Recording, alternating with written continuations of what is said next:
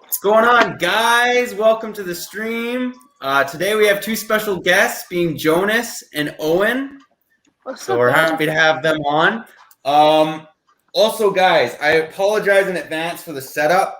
The suite's still getting renovated, so this is kind of like the temporary location that it's kind of at. Things are a little bit everywhere, but yeah.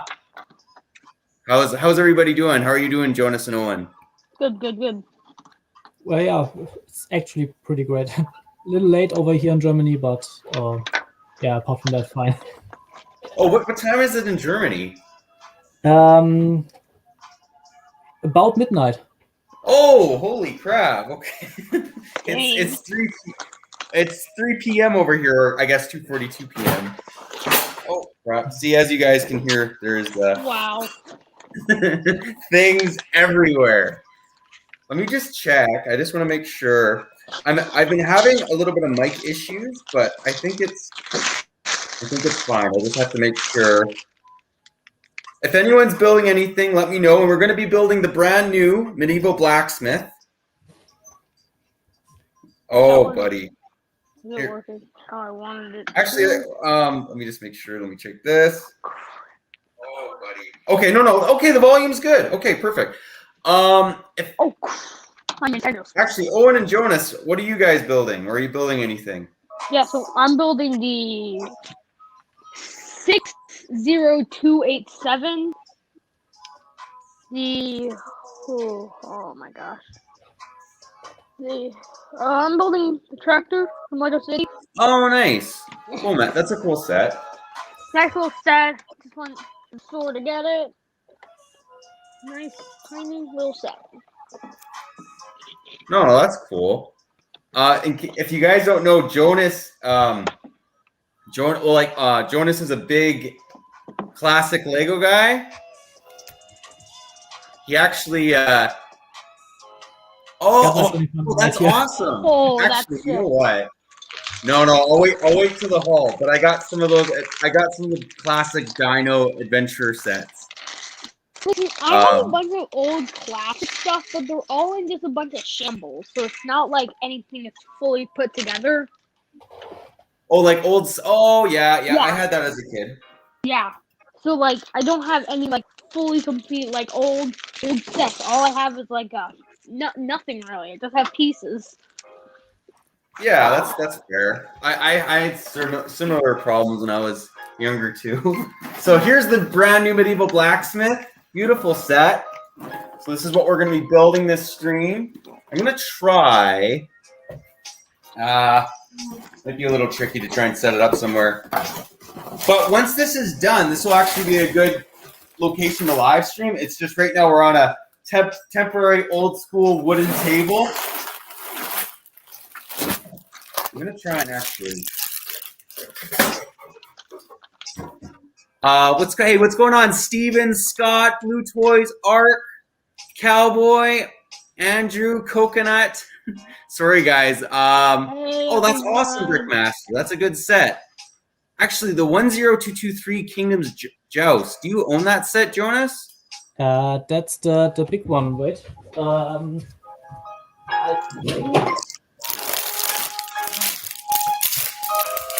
one? Oh, yeah, that's an awesome set. That's like, I'd love to own that one. That's pretty cool. I actually got a pretty decent deal on it not too long ago in mint condition box. Unfortunately, I'm the guy who opens these sets up and yeah, gets rid of the boxes afterwards. Oh, you don't even keep the boxes.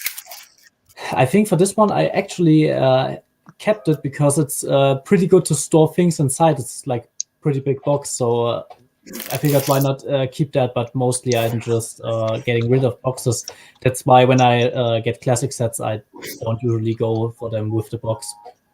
What I tend to do is I just cut the tape on both sides and then I just fold it, like make it flat. That way it takes a lot less space. But Coconut, to answer your question, yeah, Jonas actually does. He has a German reviewing website. Oh, that's awesome. Yeah, it's kind of not my website. It's done by At least they'll keep the box. Or Like, yeah, you're part of it. You were saying that he actually interviewed the guy that designed this set. The medieval Yes, I actually did. The graphic designer Austin Carlson and the designer for the set itself, Wes Talbot, and as well as the I think it's the ideas design manager Sam Johnson. We got together and a few recognized Lego fan media got to ask some questions to them, and yeah, we talked a lot about the roof because that seemed to be a thing that most people had a problem with, at least according to what people wrote under my review. And yeah, so a lot of that interview was about the roof color, which is unfortunate because, in my opinion, it looks good the way it is, but well, people wanted to know why, and so the designer told us that he likes to bring a bit more color into his builds in general. Like also they did with Barracuda Bay, they lightened it up a bit. Yeah. Yeah, so look at Barracuda Bay. Like looking on Barracuda Bay, it just like pops. Like I put it on my nightstand, it just pops. It just looks so cool on it. Oh yeah, I like that set. That is true though. A lot of the idea sets that they take, they're darker in color, and then the designers will brighten it up a bit. Yeah, I mean, Lego as a company needs to appeal to mostly children. That's why they take these ideas and make them more colorful, because kids like colorful stuff. I actually there's a lot of criticism about the Steamboat Willie because it's so colorful on the inside. But actually, a store worker at Lego told me that kids always love that it's colorful on the inside, which for an A-fold it doesn't seem to make too much sense. But for a kid, like it's black and white from the outside, but it's colorful inside, and that seems to fascinate a lot of children. Yeah, no, makes sense. Yeah. I mean, I don't personally mind it as long as it's not overboard. Oh, just want to say hi. Hey, what's going on, Will? And no worries, Hermit. That's okay. Okay. Sorry, what were you saying, Owen? I don't think I'm saying anything. Okay, sorry. I thought I cut you off. No, it's fine.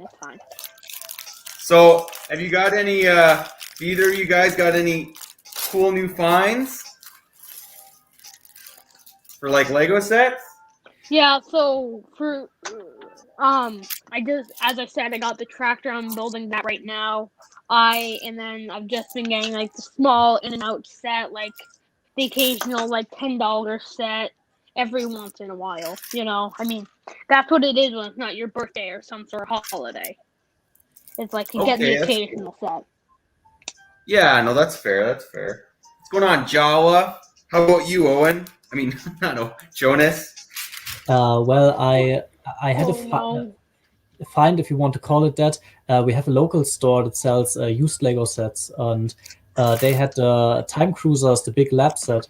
Kind of this wacky theme with like pirates and castle and all jammed into one set. Oh, that's awesome! That's actually a cool set. In my opinion, when they announced the 90 years anniversary set, the voting with the 30 themes, I think Time Cruisers is actually the theme that would fit the most with 90 years of Lego, because the idea behind that whole theme is to combine everything. Like that's like you have 30 themes on these lists, and like 20 of them are in the Time Cruisers line slammed together in one set. That's no, that's a good point. I mean, the sets look kind of ridiculous if you think about it. And yeah. I wouldn't say they are necessarily good to target at an adult market, but at least they got that going for them, I guess. Yeah, they're not particularly good looking. Yeah, no, I agree with that. Go ahead. That's the thing about Lego is that, like, if it's ridiculous, that's the thing about Lego is, like, if it's ridiculous, you can probably modify it to make it, like, a better set. Like, a better model. That's the thing, is, like... You can't... Well, Google it. Google the sets we're talking about, though. Time Cruisers. and you'll see what we're talking about. If you don't know. Whack. I actually want to try to make the set look like a cohesive thing. Like this, you gotta imagine this is a set that looks like an old prison mixed with a future lab and some space stuff, like all jammed into one building. And the rock formation is also in there somewhere, and the rocket house and big periscope. Like it's got it all. Could be anything basically. It's all in there somewhere. It's true. If you're like looking at it, random pieces, like if you just saw those pieces in a box, you'd assume maybe they were all from different sets. Yeah. What's going on, Xanderland? Sorry, guys, just making sure. What's going on, Art Trooper Broxy? Sorry, it's just a little tricky when you got guests on. Actually, guys, what's your opinion about? Because this is a heated discussion right now. What do you guys think of the last 4 contenders that are in for the 90th anniversary ideas set? And also the chat. What do you guys think? So I personally don't think Bionicle should win. It doesn't represent classic Lego. It doesn't use the bricks that we know and love. It doesn't use the occasional system blocks like that Ty's building with and what I'm building with, and most of us build with at this point. Bionicle isn't like it's Lego for sure, but it isn't like original, like classic, like that's Lego. You all know Lego for like the 2x4 brick or like the 1x4. You don't know Lego for a Bionicle piece. So I don't think Bionicle should win. I think something like Space should win. Personally, I don't think Pirates should win because we just got Barracuda Bay. So yeah, that's my 2 cents. Okay, that's fair. What about you, Jonas? I mean, it's a bit of a hard decision because I'm a Pirates and Castle fan myself. But I think Bionicle is perfectly fine being there where it is because it saved the company back in time. It did not do so alone, but it was a big part of that. And as far as Castle and Pirates goes, Pirates has Barracuda Bay, so I don't think they can do anything to add to that really, because we've got an island and we've got a ship, and a big set with Pirates would always be a ship or an island. So basically, we got this right now on store shelves. For Castle, it's maybe a bit more interesting because this Blacksmith shop is on the surface a castle set, yes, but it's not a castle, so they could technically go with a big castle. Although there are like 4 ideas projects, they could also choose to bring that back to life. So I think in the end, Space it will be. Space, okay. Yeah, with Bionicle, I see kind of a problem on how they would tackle this, because I think many fans who voted Bionicle would want Bionicle to return in the form Bionicle is Bionicle, like the construction figures. And I don't think Lego will bring that system back, so they would need like 40 new molds, and we all know they don't do this for sets because they couldn't even give us a goat in this Blacksmith set. So they would try to do it with normal bricks and pieces, and I don't know if this is what many Bionicle fans would want. And then it's a big risk for the company, like screwing up the 90th anniversary set, because in the end, if the Bionicle fans don't want a brick-built Bionicle set, then no one's gonna buy it because everybody else basically wants anything except for Bionicle. Yeah, no, I'm pretty well on in the same boat. I think Bionicle is an important theme, and we've talked about this. I don't think it's not the only theme, right? Like there's other important themes that make up Lego, right? So for me, if Bionicle won, I'm not necessarily against it. However, what I am against though is some of these diehard Bionicle fans are just like, it's the one and only theme and it's the most important, and you're a liar or whatever if you didn't, or if you don't agree with that. And it's like outrageous comments, right? So I'm against that type of mindset, I guess. Like I feel it's an important theme, but there's other important themes as well, right? That make up Lego. And, like, you're always going to have toxic fans in some form of community, but, like, Bionicle fans just go above the level of toxic. Like, a toxic fan would be, oh my gosh, like, this just doesn't look good.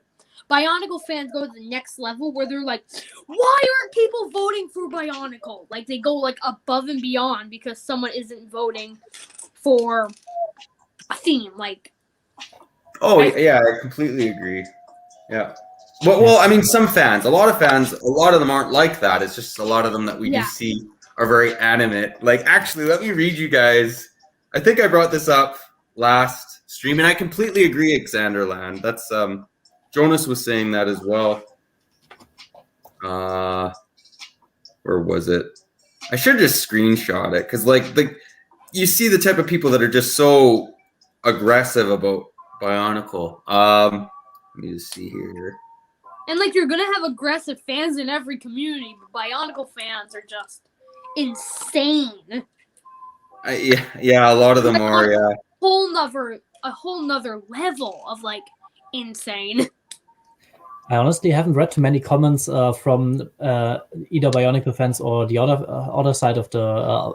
But what I have to say is that I don't think that some of the Systems fans behaved much better because I've also saw a lot of hate against Bionicle, like this, like trying to separate that community completely from the whole Lego community, and I don't think that's a fair statement to make. No, that's not cool either. Bionicle That's the other side. A viable Lego theme, and also it's easily adaptable to bricks. Like, you can combine those systems; those are not separate at all. You can do that easily. Hey, what's going on, Sarah Bricks or Sarah Star Bricks? They did not. I love that tear apart. Just making sure I catch back up on the comments. Here's what this one guy says. He says, I voted for the line that saved Lego from bankruptcy, Bionicle. There would be no 90th anniversary without Bionicle. And then I said, I would say they helped, but it was not solely them. Also, without City, Space, Castle, Lego would never even make it to the 2000s. So that's true of a number of themes. Fortunately, they've always had good ideas. And he says, are you saying Popular Mechanics and Business Insider both have it wrong? I'm saying that there's been multiple themes that have made Lego successful and not just one. That is all. Like, but you get what I'm saying? Like, some of these guys are just, like, so animate about, like... They're just, like, so aggressive about it. Yeah. Or, like, one-sided, I guess, right? They're very... They don't agree with any of your opinions. They're just very, like, my opinion's the only right opinion and only mine. Yeah. No, Someone says everything is frozen in Texas. Yeah, we how's it in Canada over there? Have you, like, 10 meters of snow? Yeah, oh yeah. We're actually in one of the warmer parts of Canada. So I live in British Columbia. That's the province, or kind of like a state. And yeah, like it's cold right now, like minus 19 Celsius, which is probably, what is that in Fahrenheit for 40 is 0, so I'd say it's probably like 20 Fahrenheit, roughly. I'm just freeballing it. What is it like in Germany right now? I wish I could tell you. I have a thermostat over there, but that one is broken and always says it's 12 degrees. I don't know what temperature the thermostat is measuring, but it's neither in this room nor outside. But we also have, like, we have more snow than we had in the last 10 years. Oh wow! I actually was on a skiing trip today, and just came back a few hours ago from that. So that's something I was never able to do in my life before. Like, we never had this much snow here. Huh? You must think it's kind of interesting then. Maybe I don't. if you like, what do you think? Go ahead. Sorry. Here in the U.S., it's, I mean, like, at least for me, it's not extremely cold. Like, for me, this is one of our slightest years of snow in a long, long time. Like, where I live, we get bunker amount of snow. So, I mean... Which state do you live in? Or you live in the States, right, Owen? Yeah. Yeah, what state do you live in? I'm in New Hampshire, so it's not a... Oh, okay. Cool. Hey, Alexanderland, I definitely would have you as a guest, man. And Zach, when I reach 3K, I might make a video on it. We'll see. Yeah, appreciate it, guys. The channel's growing. You're hermit. You live in. Okay, Victoria. I lived in Sydney for a couple months, or I guess if you want to call that a trip or lived, it's like one of those weird in betweens. Yeah, Australia is a nice country. You know, I'm not a big world traveler. I stay in the States, and like that's where I stay. I don't go like the farthest I've gone is like more like the west or east or something. I don't know, man. Have you been out of the country, Owen? No, haven't been out of the country. It's okay. I mean, do it when you're older. Yeah. And when it's more safe. Yeah, when we're not at risk of getting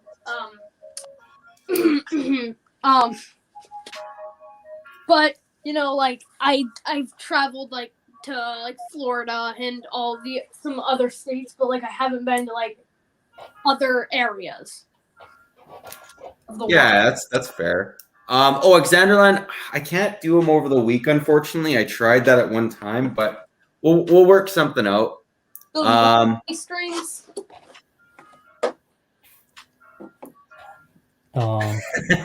Justin, TikTok. No, hard pass. What do you think? What do you guys think of TikTok? Okay, I like some of like the cool Lego ones and like that, like where they speak up. But I'm done getting in my like I don't have TikTok, but like I go into Instagram Reels a lot. I'm done getting Charlie D'Amelio and Addison Rae doing a bunch of weird dances. I don't even know who they are, so continue. So they're I'll say quickly. They're like these big 16-year-old high school dropouts who have somehow gotten money off of dancing in front of a camera. So I get those in my like suggest feed. I'm like, I don't want this. Like TikTok was supposed to be like a motivational app, and now all we have is a bunch of dancing girls in front of a camera. There you go. I never watched a single video on TikTok. I'm this. Yeah, okay, that's fair. Yeah. I don't know. I'm only 23 years old, but I feel too old for this kind of stuff already. I was asked in the chat about my channel name and the Bundesland I come from. So the channel name is not essentially my channel, but if you're looking for an English channel, that would be called Assembled, and the German channel where I also live stream with our Star Wars author is zusammengebaut.com. Mm-hmm. Yeah, for the Bundesland, I live in Saxony, and Bundesland is basically like in the US, like those little like the states like Florida and Texas and whatever.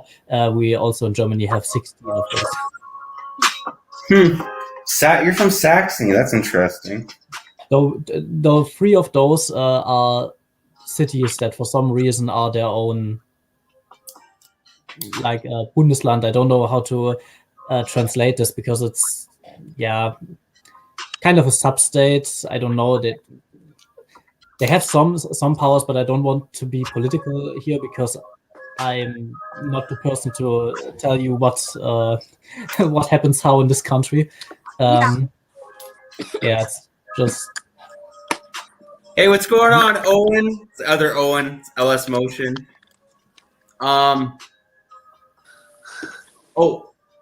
Yeah, no, that's interesting. I've never been to Germany. The closest I got to Germany was Italy. Italy was the closest. Like I went up to Lake Como. Oh, you're like a world traveler. Well, yeah, I like to travel, but I'd like to go to Germany. I've never been. Mm-hmm. Yeah. Oh gosh, this is a mess. I miss traveling too. Our country is pretty serious about the current situation, and a problem that we encounter with our Bundesländer is that those 16 states in Germany actually make the rules themselves, and so you have like 16 zones that all have different rules with the current situation in the world. And like in my like here, stores are closed. You can't go to the stores normally. There are some essential stores that still sell stuff, but most stuff is you have to email the guys who sell it to you and make dates with them kind of to get your stuff. But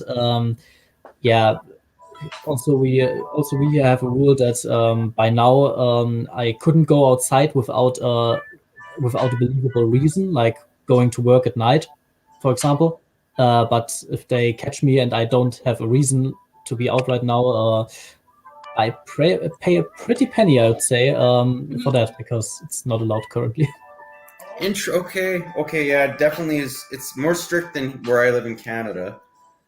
And I think it's completely fine, because what they are trying to do with this is tone down parties, like that there are not hundreds of people meeting, and spreading the problem, kind of. No, that makes sense. Yeah, because I can say the word here. Gotta get rid of this.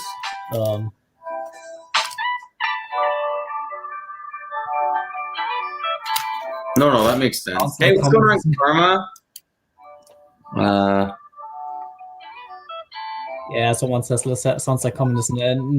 No, not really. Like we are allowed to leave the house, but not at nighttime, because they fear for people going to big parties and spreading the virus. Yeah, that makes sense. Kind of the situation right here, and in a few months, hopefully, vaccine will be ready and this will be over. Yeah, I can't wait for this to be a little bit more under control. Get back to normal living a little bit.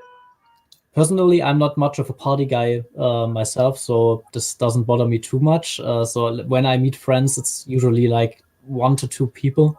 It's not like 100 guys at once. Oh, okay, yeah. Usually smaller groups, and so I don't have any problem with following those rules. Also, all the people that live in this house here are endangered by this virus, and so basically it's human decency to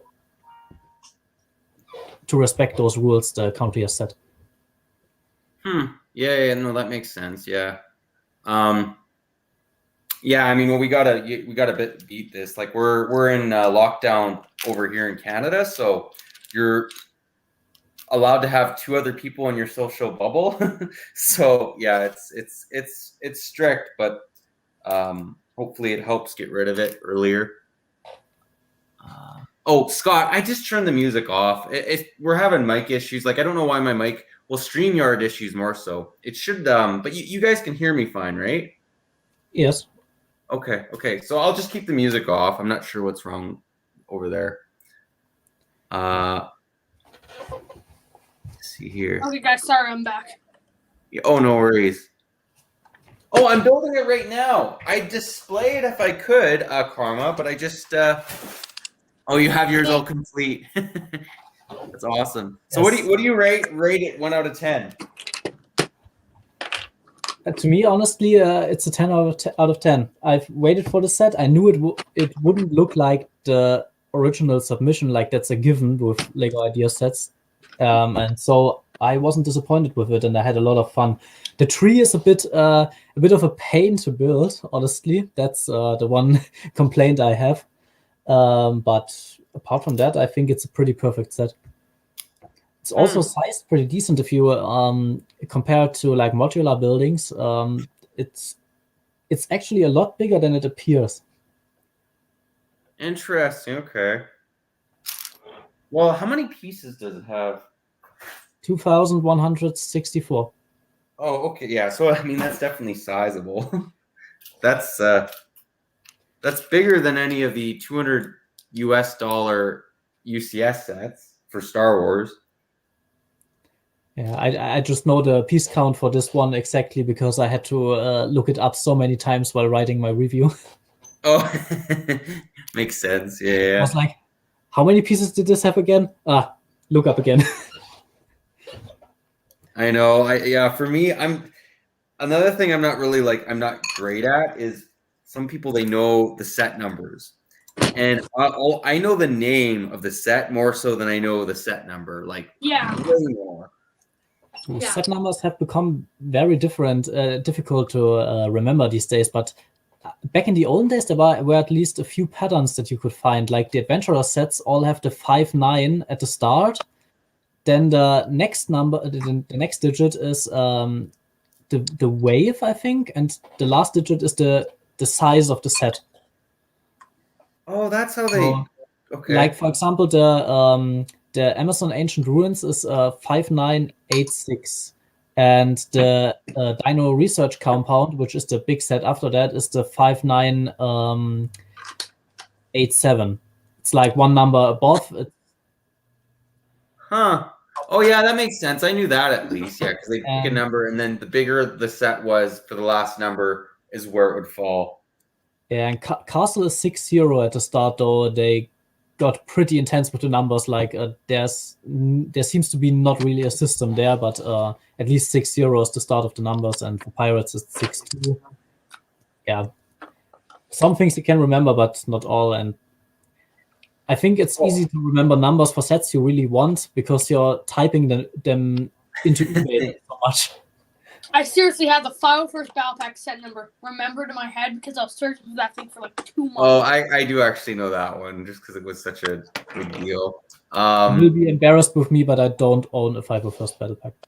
Oh, buddy. Well, that's okay. If you're not looking for clones, then why buy it? Yeah, I also don't have the space for it. I actually have. I can't show it in the camera because I'm not allowed to yet. But Lego sent me the whole new Monkey Kit wave of sets. Holy crap! And actually, I should contact you later on how to. You probably know a little bit about how to get on the ambassador. I think you shouldn't contact me, but my practically my boss, so to say. Like we're just friends. Like it's not that he's my superior or something, but he is the one who's in the ambassador network, and he splits the sets into theme groups and sends them to the respective author for that theme. So I got the Blacksmith shop, for example, from Lego, because I'm the classic author and do pirates and castle stuff all the time. So he sent me that. For Xanderland, it has 4 figs. 4 figs. Sorry, go on.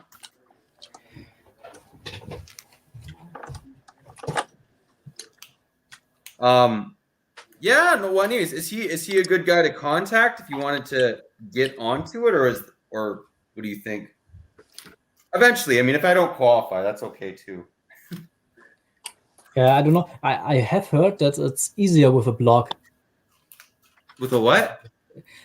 Well, I think to get into the ambassador program, it's easier if you write on a website than having a YouTube channel, because Lego seem to want way more from a YouTube channel, like subscribers and viewing hours and whatever, to consider them than they do for websites.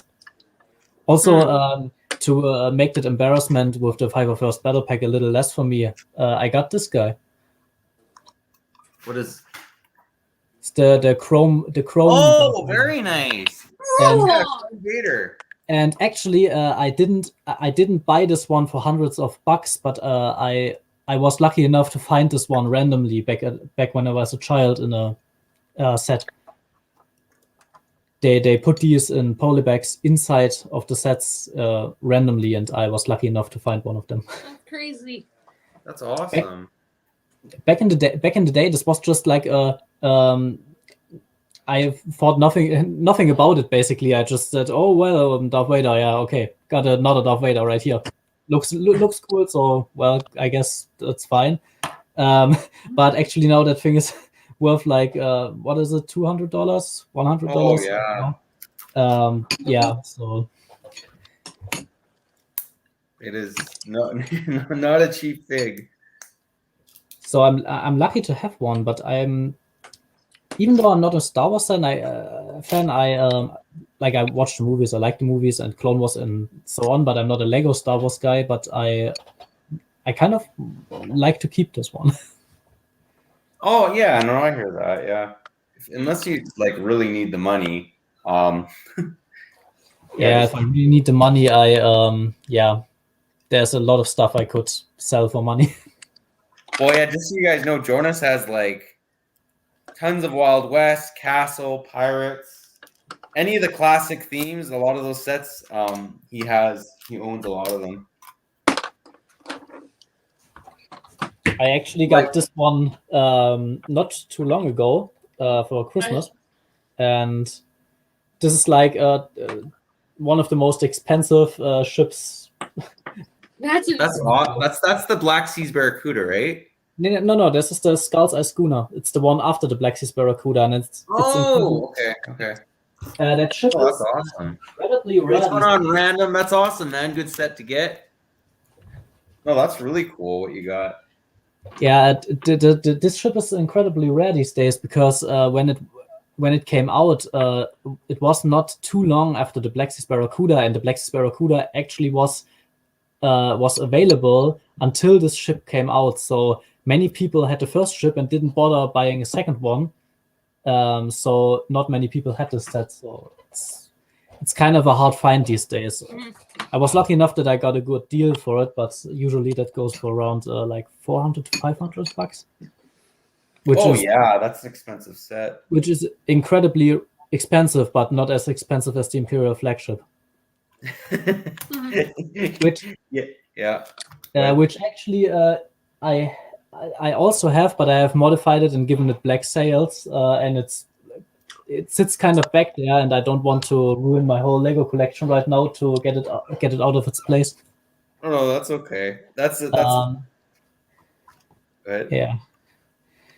I got asked if I have any Blacktron sets or Classic Space. No, I actually don't. Even though I like Classic Space, I'm more of on the Pirates and Castle Adventurers Western stuff. That's more my thing. No, let's say in Germany, you grow up with a lot of Western stuff, and for some reason, I don't know why it was so popular back then in the day, but it kind of was, even though it's more of an American thing, I guess. But it was very popular with German kids back in the day. So Wild West, like cowboys. Yeah. We have a lot of German production films that have this setting. Those like really old films. Today, the whole theme of Western is completely gone from German TV and cinema and whatever. But back in the day, this was kind of a big thing. Huh? Interesting. Like just those old school nonsensical movies, like just about cowboys shooting each other for what feels like basically no reason, but hey, it's entertaining. Yeah. Yeah. Hey, that's awesome, Vincent. ATSG Raider, definitely buy that one. It's probably going to go up in value with that whole Cara Dune situation. Yeah, I'm confused by it. I'm not big into it. I kind of looked at, an Instagram post, just kind of okay, it kind of sucks. Took a little look at it, and then just kind of left the situation alone.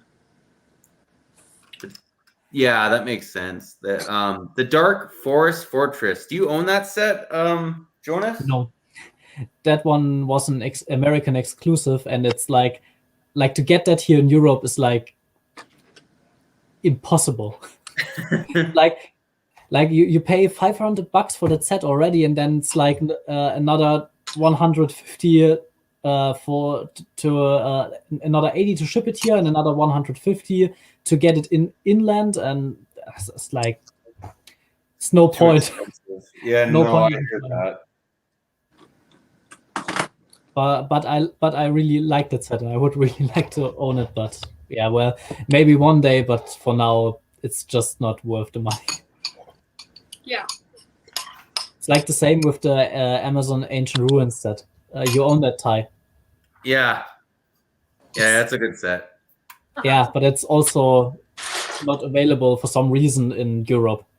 So with that said, that one what really blows me away though, because like you guys got other like some of the other jungle adventurer sets, right, in Europe? Yes. But you never got the biggest one.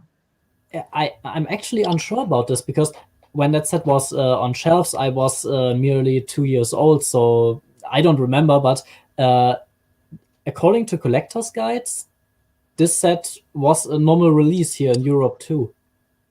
So like I don't know why it is so hard to get here. Why no one seems to own the set, and those who own it don't want to sell it, and those who want to sell it for like $500. Yeah, because I got mine here in Canada. I paid I think I paid 300 Canadian for it, which is about probably 240 US. Yeah, I think I would be willing to put that much money into it, but like with the whole shipping situation, and we have the tolls that come on top of that. Which sucks because it's like it's a 20-year-old set, right? It's like, come on, it's like it's old. Yeah, but I don't actually know if we had big sets that were exclusive to Europe or if that was just an American thing. Yeah. Oh, that sucks, Karma. Hopefully you got good money for it. And I've also started to realize that like all the Ninjago City sets have gone up in value. Like I own Ninjago City and I love it, but then I was like, oh, maybe I should try and get Ninjago City Gardens. No, Ninjago City Docks. And I was like, oh my, that thing's already like $600 and retired beginning of 2020. Like, yeah, that's a very expensive set. Because I'm like, I want to get Gardens like with some birthday money in like April when it's my birthday, and then I have Ninjago City and like it looks really good in my city. So I was like, oh, maybe I can get the dock so it looks more complete, you know. It's like $700, and I was like, oh my gosh. No, that's yeah. Yeah. The docks. Well, I own that set, and I was just like, oh, I'll build it one of these days. But now I'm looking for what it's going for, and I'm like, give it to me, or give it to you. Just come on. Oh yeah, that'd be great. Just take onto my stream. Here's a giant Lego set. Just do that. That'll work. I actually also don't understand why they stopped selling that so soon, especially when they released Ninjago Gardens. Yeah, because they would have known, because they retired. I got like Ninjago City right before it retired. It was like Christmas 2019. I got it, and if they probably would have known 2019 we're making another Ninjago City set, and they just retired them. And my question is, are they going to bring the dogs back? I don't know. That sometimes they do, but it's pretty rare. And I don't understand why they retired it in the first place, because like maybe some people maybe don't like the first two sets of this modular style wave from the Ninjago sets. But if they like the gardens, then they are likely to kind of want to buy the other two, and it would be a good idea, in my opinion, to have all of them on store shelves. So yeah, because Lego does not care, in my opinion, what these sets sell for in the aftermarket, because that's not where they're making money. No, that's true. But I think the Ninjago City Docks, I think, was only available for what, a year? No, so I think it was summer 2018 it came out, and then it retired like beginning of 2020, so like a year and a half. And then Ninjago City was out for so much longer. I think it was like, well, they made their last Ninjago movie set in like winter of 2018. Everyone forgot about it, and then Lego just pulled this out of the blue, and they were just like, well, like now everyone sort of bought it. Like it's been like 3 years since Ninjago City came out. There's no reason having docks on the shelf. I think that's what they thought, but really it would be more sense because I don't know. I just think like retiring them when you knew you're gonna have more sets out just doesn't make sense. Yeah, no, that's fair. Yeah. Scott Davis asked, "What do you think about the modular sets, the diner and the bookstore?" The bookstore is beautiful. Like this set looks amazing. I love the colors. I love the texturing on the roofs, and it's a wonderful set. I don't buy modulars, and that's the simple reason for that is you got to make cuts somewhere. It's like buying those old sets is ridiculously expensive. So yeah, if I get into modulars too, I basically can admit defeat for my bank account. Yeah, no, I hear that. Hey, what's going on, Zerar? Oh, and by the Brickmaster, the 6991, that's an awesome set. Yeah, that's a really good set. I personally like modulars, and like I was like I've been back and forth on the police station, but the thing is like I got a Lego City police station for Christmas, and I'm like, well, I'm gonna if I do end up buying it, I'm probably gonna have it on my shelf for what? I'm probably gonna have it in my safe for 4 months, and then it's gonna come out and go on display or something. So I'm like, I'm gonna wait, but like I'm afraid I'm gonna wait too long, and it's gonna be $1 billion in 20 minutes. And that's the thing with all the modulars is they go up in value so much.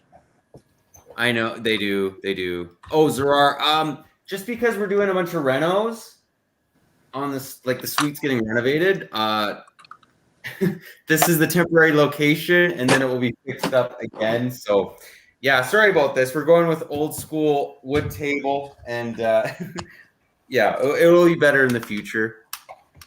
Somebody in the chat asked about this wonderful model. Oh, you own that one. Dang. That's a great set. It's actually a funny story with that one. This is a set of my childhood, and it's so because when I was a child, Lego had no good castle sets on the market. No, yeah, you're right. It was in the era of like Jack Stone and like that. Yeah.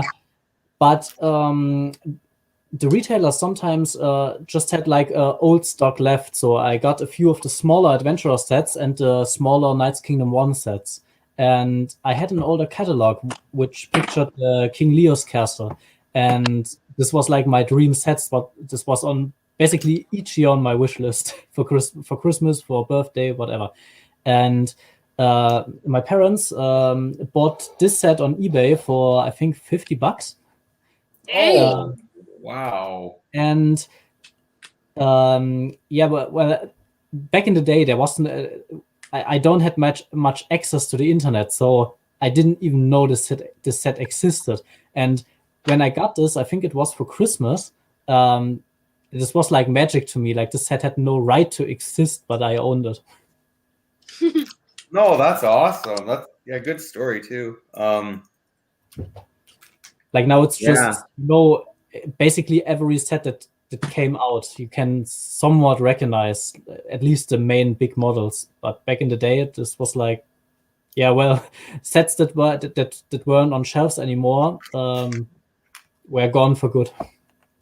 They just kind of yeah into thin air, and like now when you look at sets like Ninjago City, Diagon Alley, and like all those, like they're gonna be in the air forever.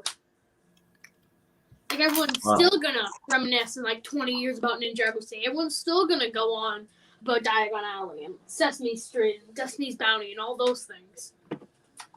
Hey, Karma, I do target practice a lot, so I use bows or guns. Mainly bows, though. I like the bow. Yeah, Zerar, I'm getting an island. There's going to be... the island's done, but we're waiting on the countertop. Anyways, makes things kind of messy. What's your guys' favorite sets that you own? And also the chat. What's your favorite set? Either Diagon Alley or Ninjago City. Those are my two favorites. I mean, I'm only back and forth. Pirates Bay is another one. Like my three are like Diagon Alley, Ninjago City, Pirates Bay. Oh yeah, those are good sets. How about I you, can Jonas? name one instantly. It's the Pharaoh's Forbidden Ruins from 1998. Oh, that's your favorite set? Yeah, that's the thing is that I own. It's over there back. Can't see it in the camera, but it's there somewhere. And simply because it was a set I also always wanted, because like Johnny Thunder was my Indiana Jones. I knew Johnny Thunder before I ever watched Indiana Jones. And when I finally got this was like the last set I got before I entered my Dark Age. So it just stood on the shelf for years. And someday I just decided out of boredom to look up reviews for that set. I don't know why exactly, because I wasn't into Lego at this point, but yeah. And suddenly I was back into Lego. So it kind of has that going for it. I always wanted it. I finally got it, got into my Dark Age, and it took me out of my Dark Age. So I guess it makes it my favorite set. That it's definitely a good enough set to do that. That's one of my favorites as well. What's going on, Jordan? Master, that's funny. Hey, what's going on, Lorraine? No, that's one of my favorite. That may be my favorite adventure set. I like the Amazon Ancient Ruins set as well a lot, but I still think I probably like the Temple of Anubis more. Hi, you're asking us our favorite set. Let's hear yours. Come on. You gotta hear it. Favorite set. So Temple of Anubis is up there. That's like, I don't have a favorite set, but I have like favorite sets. Like the Imperial Flagship, that's another really good set. There's even sets out there that they don't make quite my favorite. Like for instance, you'll know the set, the Islander theme, like the Enchanted Island. I wouldn't say it's particularly one of my favorite sets, but I really, really like it still. I don't know. The Super Star Destroyer is good. I mean, I like Star Wars stuff as well. The 2013 Republic Gunship. There's so many good sets that it's hard for me to choose a favorite. And then now we get a Republic Gunship at UCS form. What's our favorite? Mace Windu and a Captain. Yeah, what's your guys' opinion on that? It's a waste of opportunity. We wanted Face Cody and Jedi Bob. I mean, I personally was like, that Jedi Bob would be awesome, but like, it's such a weird, funky character that what's the chance that Lego's gonna make it? So I thought Face Cody, like, just something. And when I hear that many big selection, it just makes me like, because like, there's a wasted opportunity because we all wanted a bunch of cool rare figs that would like only be available in that set. Like at least give us a bunch of clone troopers, maybe. I don't know. Disappointing. I don't think that Mace Windu or the Clone Captain, for that matter, won this poll that Lego did. So I have to ask myself, why bother with asking which figures the fans want if you go out of your way to do completely different figures that have nothing to do with those two? Exactly. Yeah, I agree.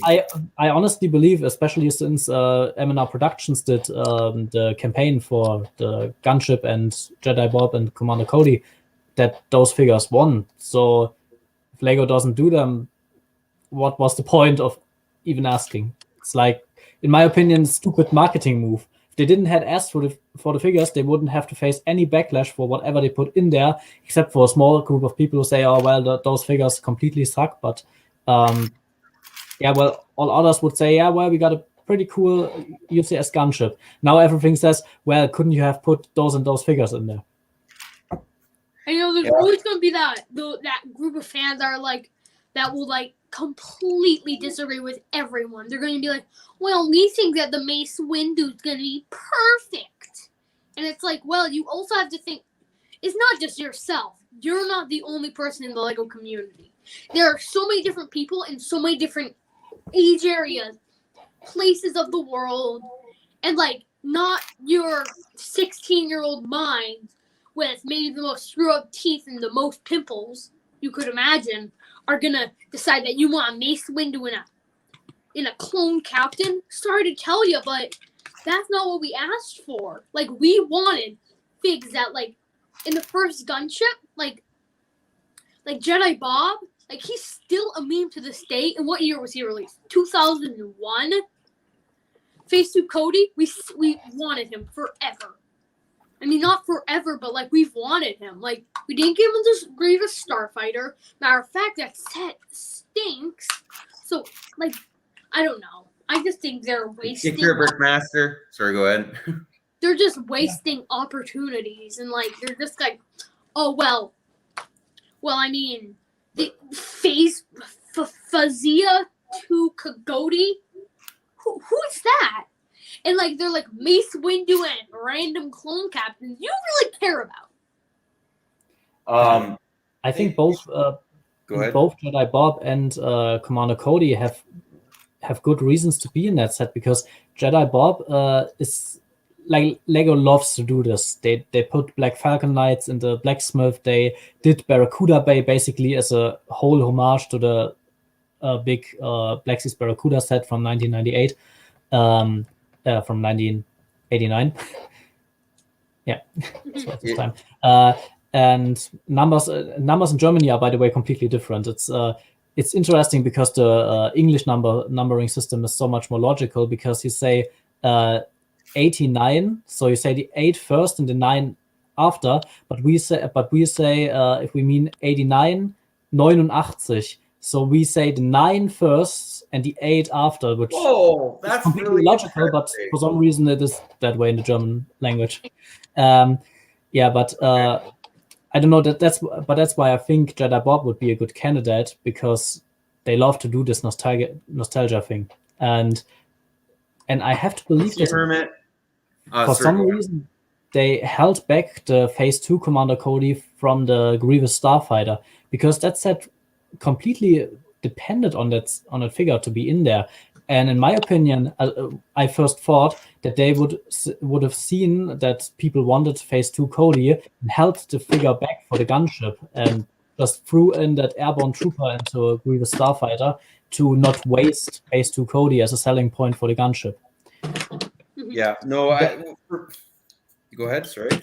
That was what I was believing, but now I don't really know what Grievous Starfighter was all about in the first place, because $80 for that thing is like, in my opinion, it's still ridiculously expensive, even if we had a Phase 2 Cody in that set. But then most people would say, well, it's expensive, but like first time Phase 2 Cody, gotta get that set. Yeah. Yeah. I think like that was what drawed me off him, like an airborne trooper. Like, I mean, in the Obi-Wan isn't even accurate. Like, that's another thing, is if you're going to release a set with a figure that people have wanted, if there's just so many things that, like, just... What I think they should base, when they're choosing figs for a set, they should base it off of how often they've given the community that figure, and then also what's popular, doing polls and stuff like that, if they're checking it out, what people actually want, and find a happy middle ground. So Mace Windu, you don't need to put a Mace Windu in it. We've got multiple Mace Windus over the years, right? And if you are like, let's take a Mace Windu in 2021, release like something that would fit him. Don't just like throw him into a big UCS set that people are that want like these awesome like star figures in. Yeah, so it should be a mix of the two, between like, because you own, for instance, say you own like the Bespin Luke. Well, that's great. That's awesome. You own it. And you might be upset if a set comes out and includes another Bespin Luke. But, I mean, then again, there's many people that don't own that Bespin Luke, because he is quite rare. He only came in like the Betrayal at Cloud City, and he came in the... the Duel on Bespin, he came in that as well, which are both big, really big sets that are expensive or rare.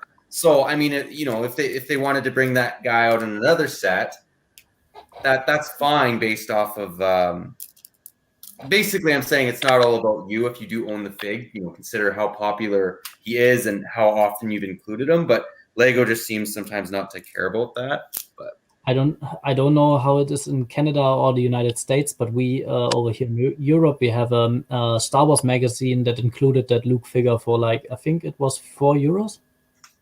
Oh, Holy crap! That's So crazy. that figure is not rare at all over here. And like here, it's like, well, it's physically impossible to get them. And then I had some money, and like I had $20, and one of Turkey.com, one of our stores. I don't think you guys have it, but the Mario, like I mean, the Comic-Con sets are awesome. Like they're so cool, but they're like, where is the? I don't know. Yeah, they could definitely give us better figs. I mean, and the thing is with Cody, it would be perfect because we've never got a phase 2 Cody, and he's also very popular. The community wants him, so go ahead and make him. What's the big deal, right? Exactly. And it's like if fans are like we really want this fig, and you just completely ignore it. Lego's a great company. They have a lot to focus on. They have a lot of themes going on at once. They can't just focus all their attention to a bunch of grown men and a bunch of people just whining because the AAT.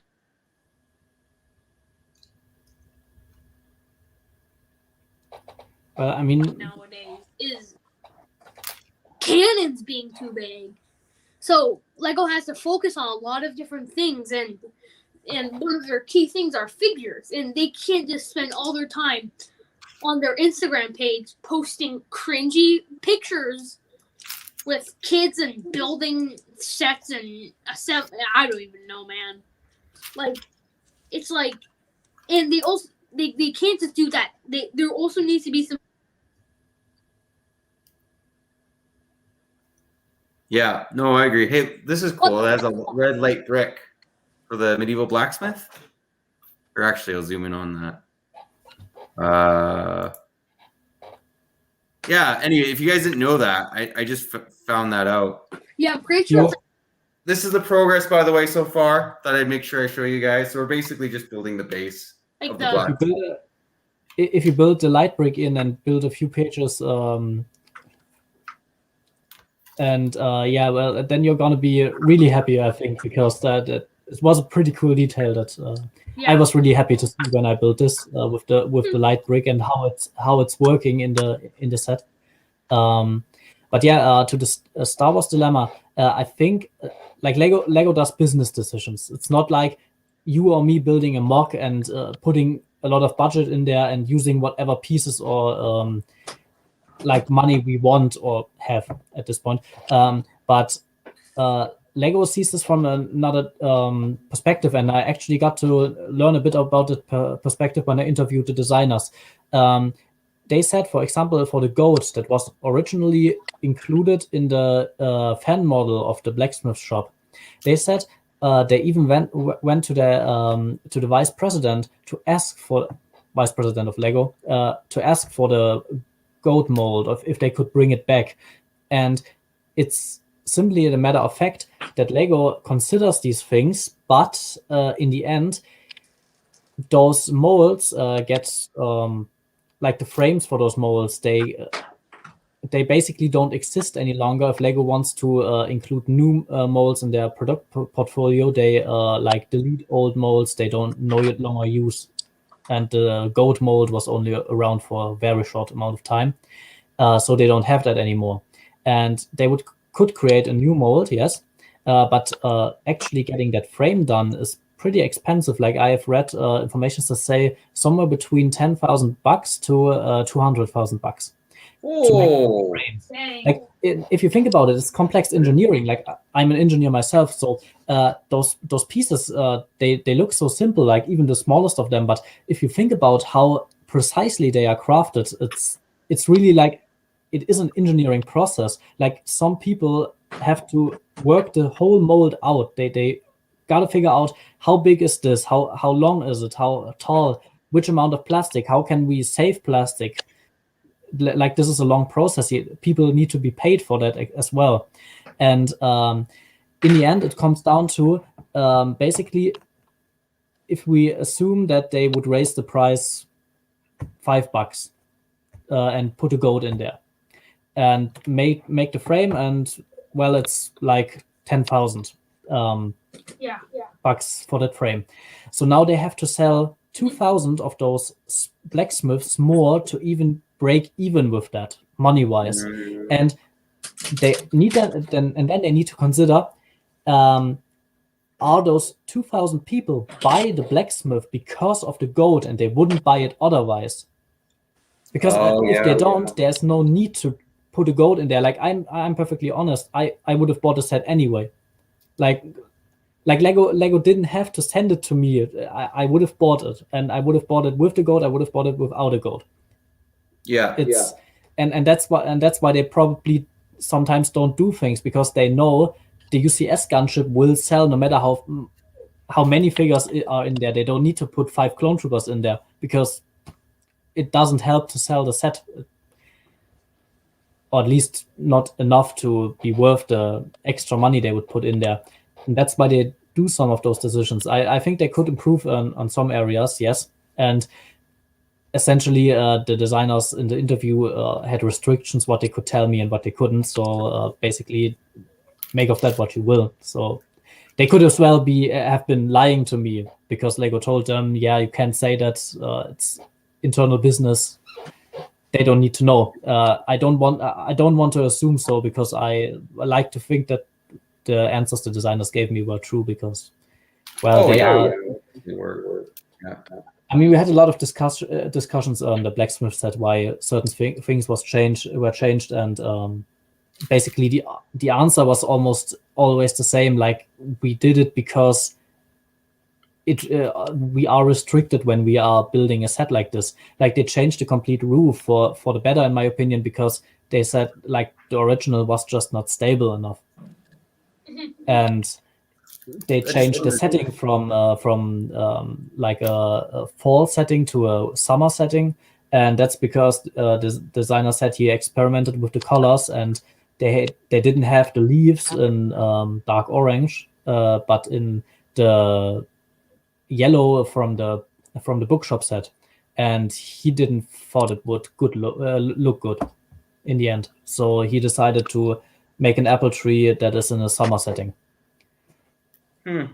So yeah, those are decisions. Like, it's not as simple as just recoloring of a part.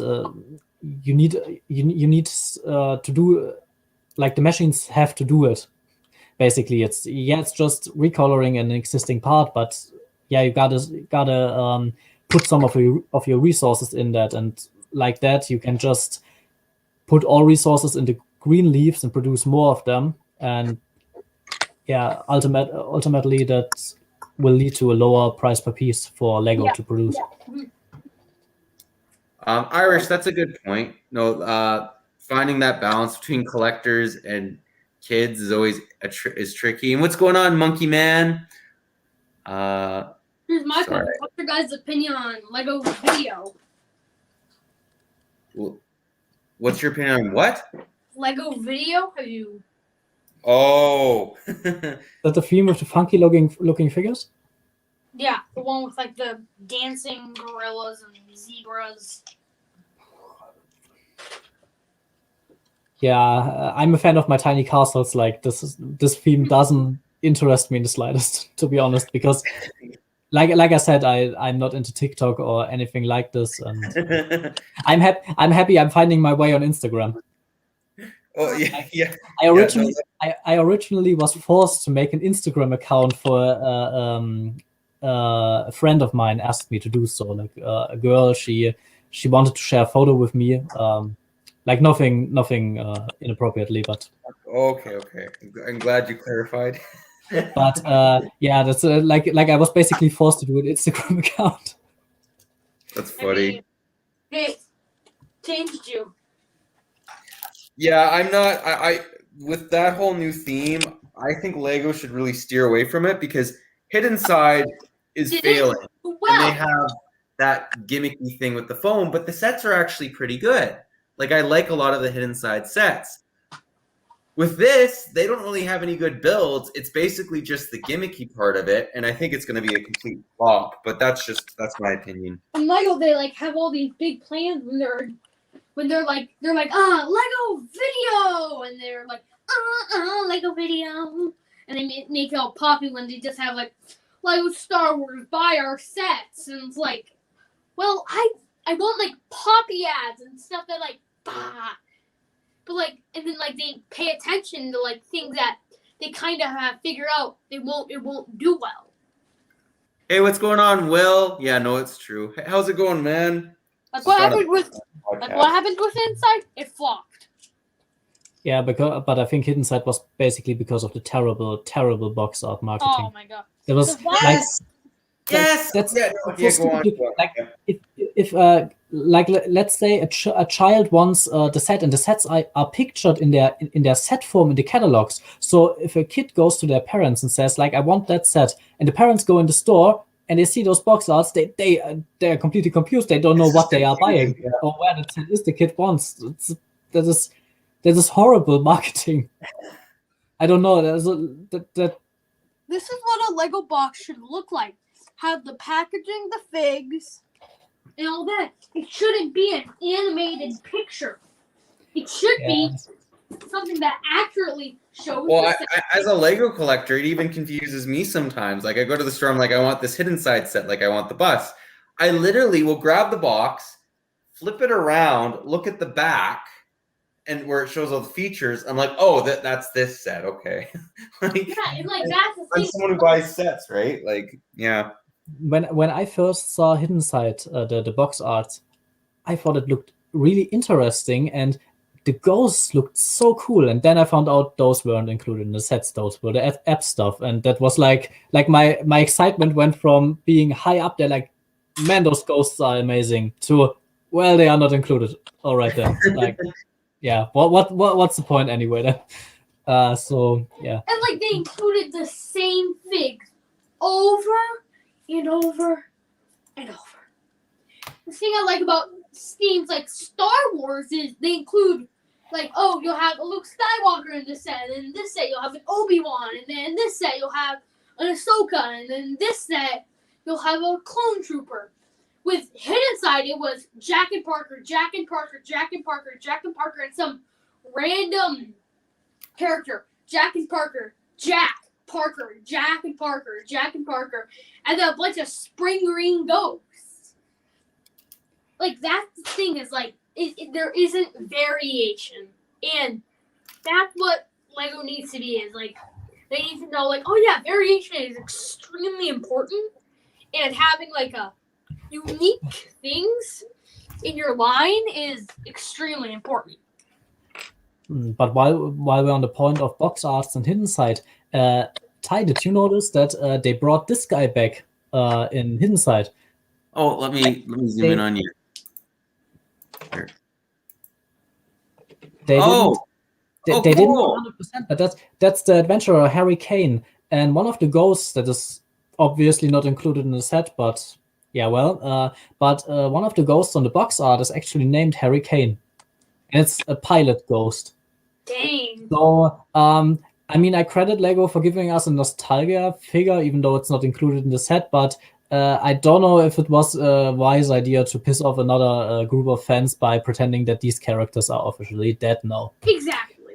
Well, great job on that part, so yeah, well. But it's... With that character, it was always in the Adventurers line a little bit of a shame that they didn't include him from the Dino Island sub-theme and onwards. That he was only in 2 sub-themes. And like some people already imagined that he died in a blaze of glory, basically, to save the lives of his friends. Which I could imagine, but I liked the character too much for that. And box art wise, Ty, do you remember the cool box arts of the 90s, like with the realistic terrain and all around it? Like you have the box of the spring of the yeah, springs. Let me grab one. We were back. So you guys know what we're talking about? Like back in the day, those boxes, they were amazing. Like, believe me, they hit differently. They just like had like a special connection. Yeah, like if Ty has the box for the swings, if he can bring, there it is. There it is. And just look at the colors and how peaceful and yet exciting it looks. I think it's really, really well And then done. you got themed with inside. So this is what old boxes used to be like, and then you could open them up. Yes. It literally had some of the sets showing there. On the top here, showed like the Sphinx.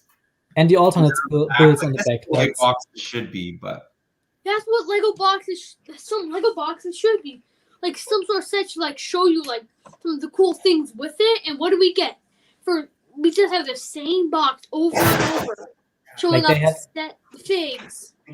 They had all the tricks with the box back in the day, because if you were a kid, you were blown away by the box art. Then you turned it around, see what you can build with the set, and then you open it up, and if all those little pictures didn't do the trick, you will still have those transparent windows where you can see the actual pieces of the set. And yeah, I mean, any kid would want these sets then. Yeah. Oh yeah, the marketing was so much better. Like, and like I like how they. And one of my favorite parts of like those old packaging is like they can show you like different things you can make. Like you don't just have to make it a building; you can make it a car. You can make it a temple. And now it's like, it's like build this one model, and we maybe will give you a second model. Maybe. Yeah, they have the line creator 3-in-1 now, and every time I look at that, I think like, yeah, that's just what all Lego sets were back in the day. Basically, like they were not a set per se. They were like a building experience. Like, make whatever you want. Like, we give you a main model, and on the back we give you some inspiration. I think now. Yeah, exactly. Yeah. I think now, because Lego knows COVID is happening, and like they know like it's a thing, and they're like, oh, maybe we shouldn't like have kids spark their creativity and like have like a like I'm looking at sets and I'm like, well, the ice cream truck. This isn't like the Lego ice cream truck from 2020. This doesn't have to just be an ice cream truck. It can be an ice cream building. Like, and like especially Lego does know COVID's going on. They're delaying sets because of COVID, and they know, oh, kids are getting bored inside. They can't see their friends. They can't go to school. They can't play a bunch of sports. And they're just like, build this one model, play with it for a little bit, and enjoy that. Scott Davis loves my insights. Thank you. Thank you very much. I appreciate it. He's a very knowledgeable dude. Yeah, like if you ask anything about the 80s, 90s, or early 2000s, after that, my memory is like, what's a 501st battle pack? I know what that one is, but you could show me any superhero, Marvel, or Batman sets, and I couldn't tell you if those were on store shelves right now or 10 years old. I just wouldn't have any idea. Like, maybe some I could identify by building techniques or something that they are older, but honestly, apart from that, no, I just don't know. I mean, hey, it's hard. Now we have this thing in Batman semi-truck. So, I mean, like when did Batman uses, like, a Batmobile and a Batwing. He doesn't use semi-trucks. He doesn't use giant Thomas. Like, what's next? A Batman train?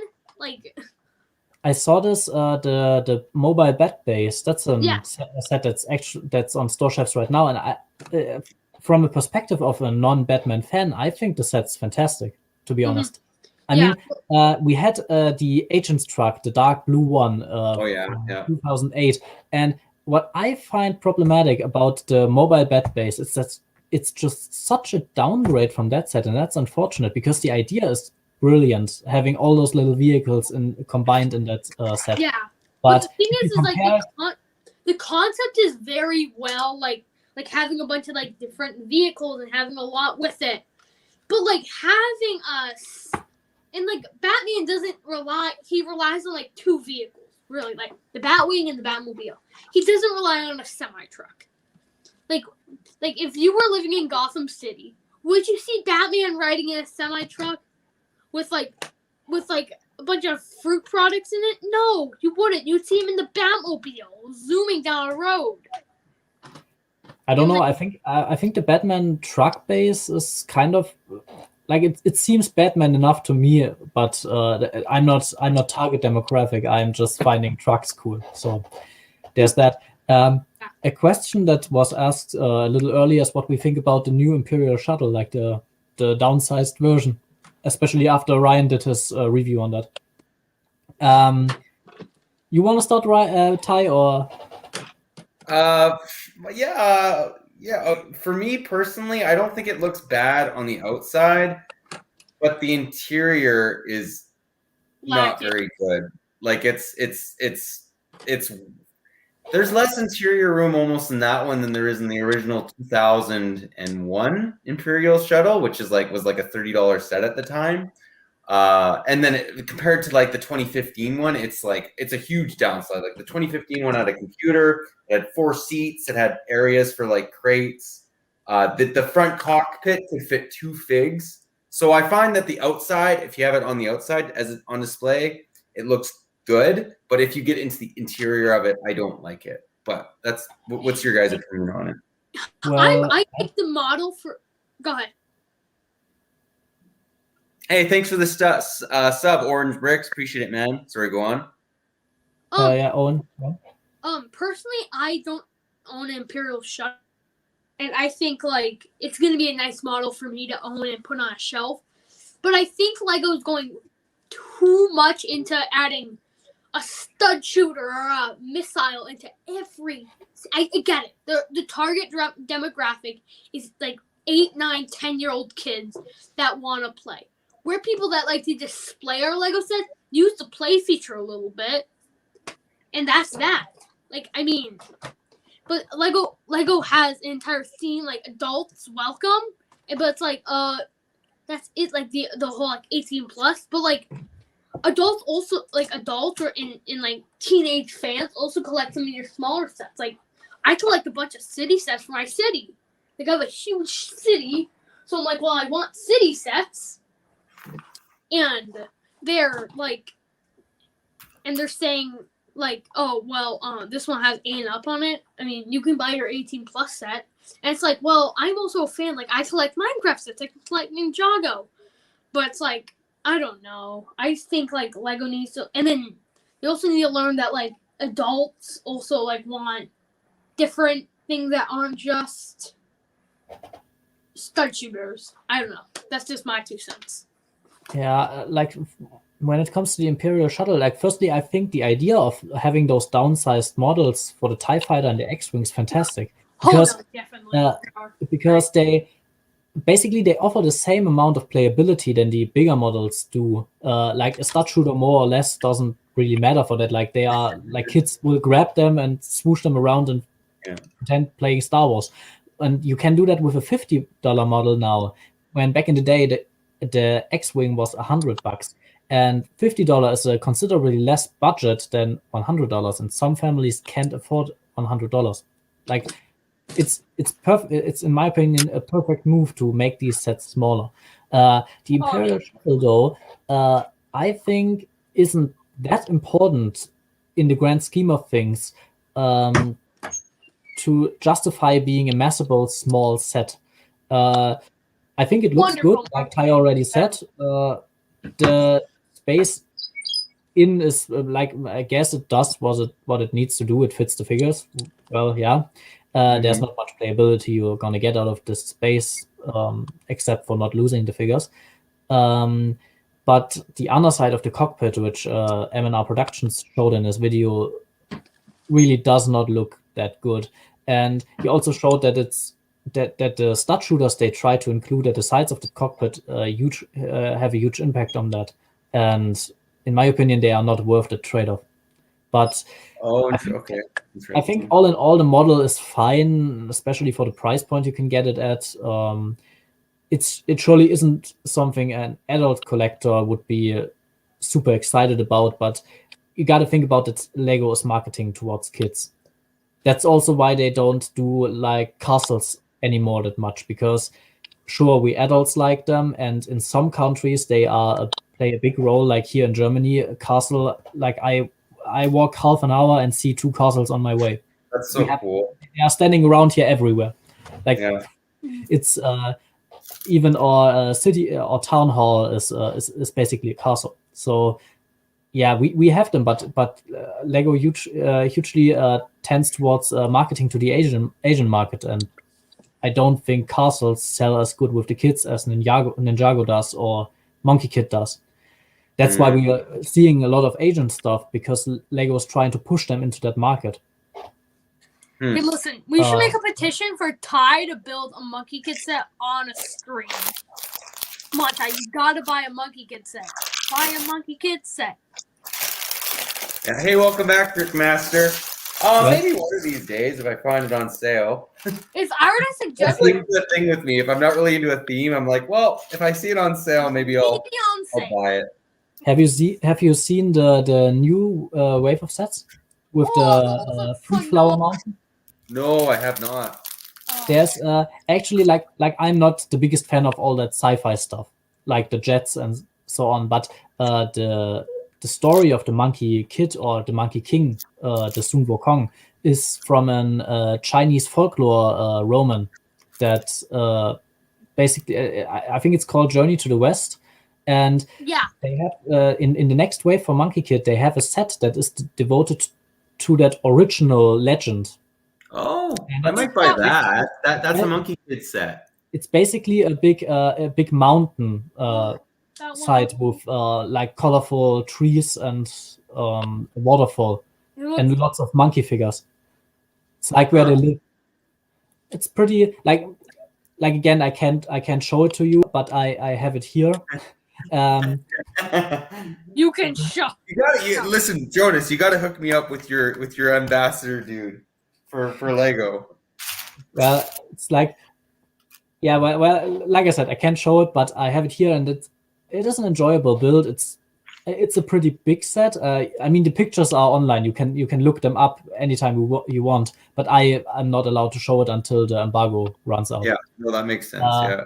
So, like, we even have on our website the pictures of the sets that Lego actually released. So I think the set will sell good with people that love the original legend. It's like perfect for the Chinese market probably, because I've heard that the Sun Wukong is a big thing there. It's like Winnetou for us. I don't know. Is like Winnetou, what? Like what? Like wait. Okay, is Winnetou a thing in the US or Canada? What's the name again? Winnetou. Winnetou. Is that the English translation of the? All right, no. Okay, that's funny, because that is basically the biggest, most well-known Western story in Europe or in Germany. It's like there are movies like it's the cowboy stuff. Okay. And there are like 5 old movies that are all called like Winnetou and Old Shatterhand, and like it's a story about brotherhood between a white settler and like a chief of a Native American tribe. Oh, okay, yeah. It's a story about that, and it's those movies are pretty good. I thought that they were a worldwide classic, but turns out they are in fact only. Like, what is that? Oh, and hey, what's going on, Darkest Dusk? Yes, we are building Medieval Market in my temporary live stream space. So normally I have it sort of on display. It's not right now, but that's cool. I didn't know that. Okay, all right. I actually really thought that this would be known outside of Germany as well, but well, seems like it's just a part of my childhood. No, that's interesting though. You got me. That Monkey Kid set sounds actually pretty good. I think I will maybe pick that one up. That's the problem with these other theme sets though, like Monkey Kid or Ninjago. Like the sets that I like from that theme are always like the big expensive sets. So it's like, oh, I like City Dogs, or I like the boat version of Destiny's Bounty when it's like a $200 set, right? Like that set that you're talking about is quite big, right? For Monkey Kid. Yes, it is. It's the biggest one of the wave. It's like I think it will be an exclusive set. I think. I can put if I find it. Again, it's a German site, but I have put the link to the to our article about this in the chat. Oh wait. Oh yeah, if you link it in the chat, sure. Oh, you are in the comment section, so you probably need to scroll up a bit. That's true. Okay, YouTube. Yeah, because that set, what is it going to retail for? Like $200 or $300, or you see? I don't know. I honestly don't know. I don't have information on that so far. Maybe. Oh, it doesn't. Oh, Jonas, I'll make you a mod. Just put something random in the comments, and then you can post the link. I don't think it will allow you to do it normally. I'll make you a. Wait, I can probably wait. Just say hey, No, and then I'll. Start going for that's something you all need to do. That's very, very important. Wait. We have a private chat. I can probably put a link on. Huh? Oh, okay. It will let me do this, and it will allow you to. Or do you not want to put it in the YouTube chat, or is that bad? I have already done that, but maybe it was. Oh, okay. Try again. By the spam filter. Could. It should allow you to do it now. Oh yeah. Yes, it does. But yeah, basically the big mountain set on that list. That it's just like all the sets, they just look so good. The thing with Monkey Kid is, yes, they do have a bunch of big pieces and like they are big builds, but they're so like they're like with like Star Wars. There's $10 sets that kids with like a limited amount of money from just taking the trash out, they can just go buy it. The thing with Monkey Kid is there's no small set. The cheapest set in that wave, I'm pretty sure $25 or $20, I'm not sure, in the US. So, well, I mean, I'm just confused that like well, this set looks pretty good. Not to cut you off. Yeah, that's actually a very interesting build. I've never seen Lego ever do a waterfall exactly like this. With like the mountain and stuff. Those are, by the way, I mean, waterfall is probably like a side build. Huh? Wow. I mean, kind of being the Captain Obvious here, but everything is like stickered on that model. Oh, there's a lot of stickers. And it's also well, if you look at the waterfall, like it's all stickered. Oh, so how many sticker sheets do you got? Like I said, I'm not allowed to talk about it yet. Oh, yeah, sorry, that's true. Yeah. So basically, I was gonna ask. There's a lot. It sounds like. Like I can just reveal that I own these sets because actually my the owner of our weblog already revealed that in the opening text in the article. It's German though, so yeah. But he said like Jonas will review these sets in time.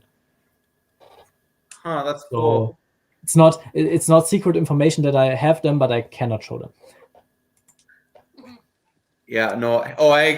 Darkest, I agree. Whatever it takes to get the Lego. So that you only need one kidney anyways. You don't need two, so you're fine. I mean, also my kidneys for Lego. I mean, it's Lego. Lego's pretty great.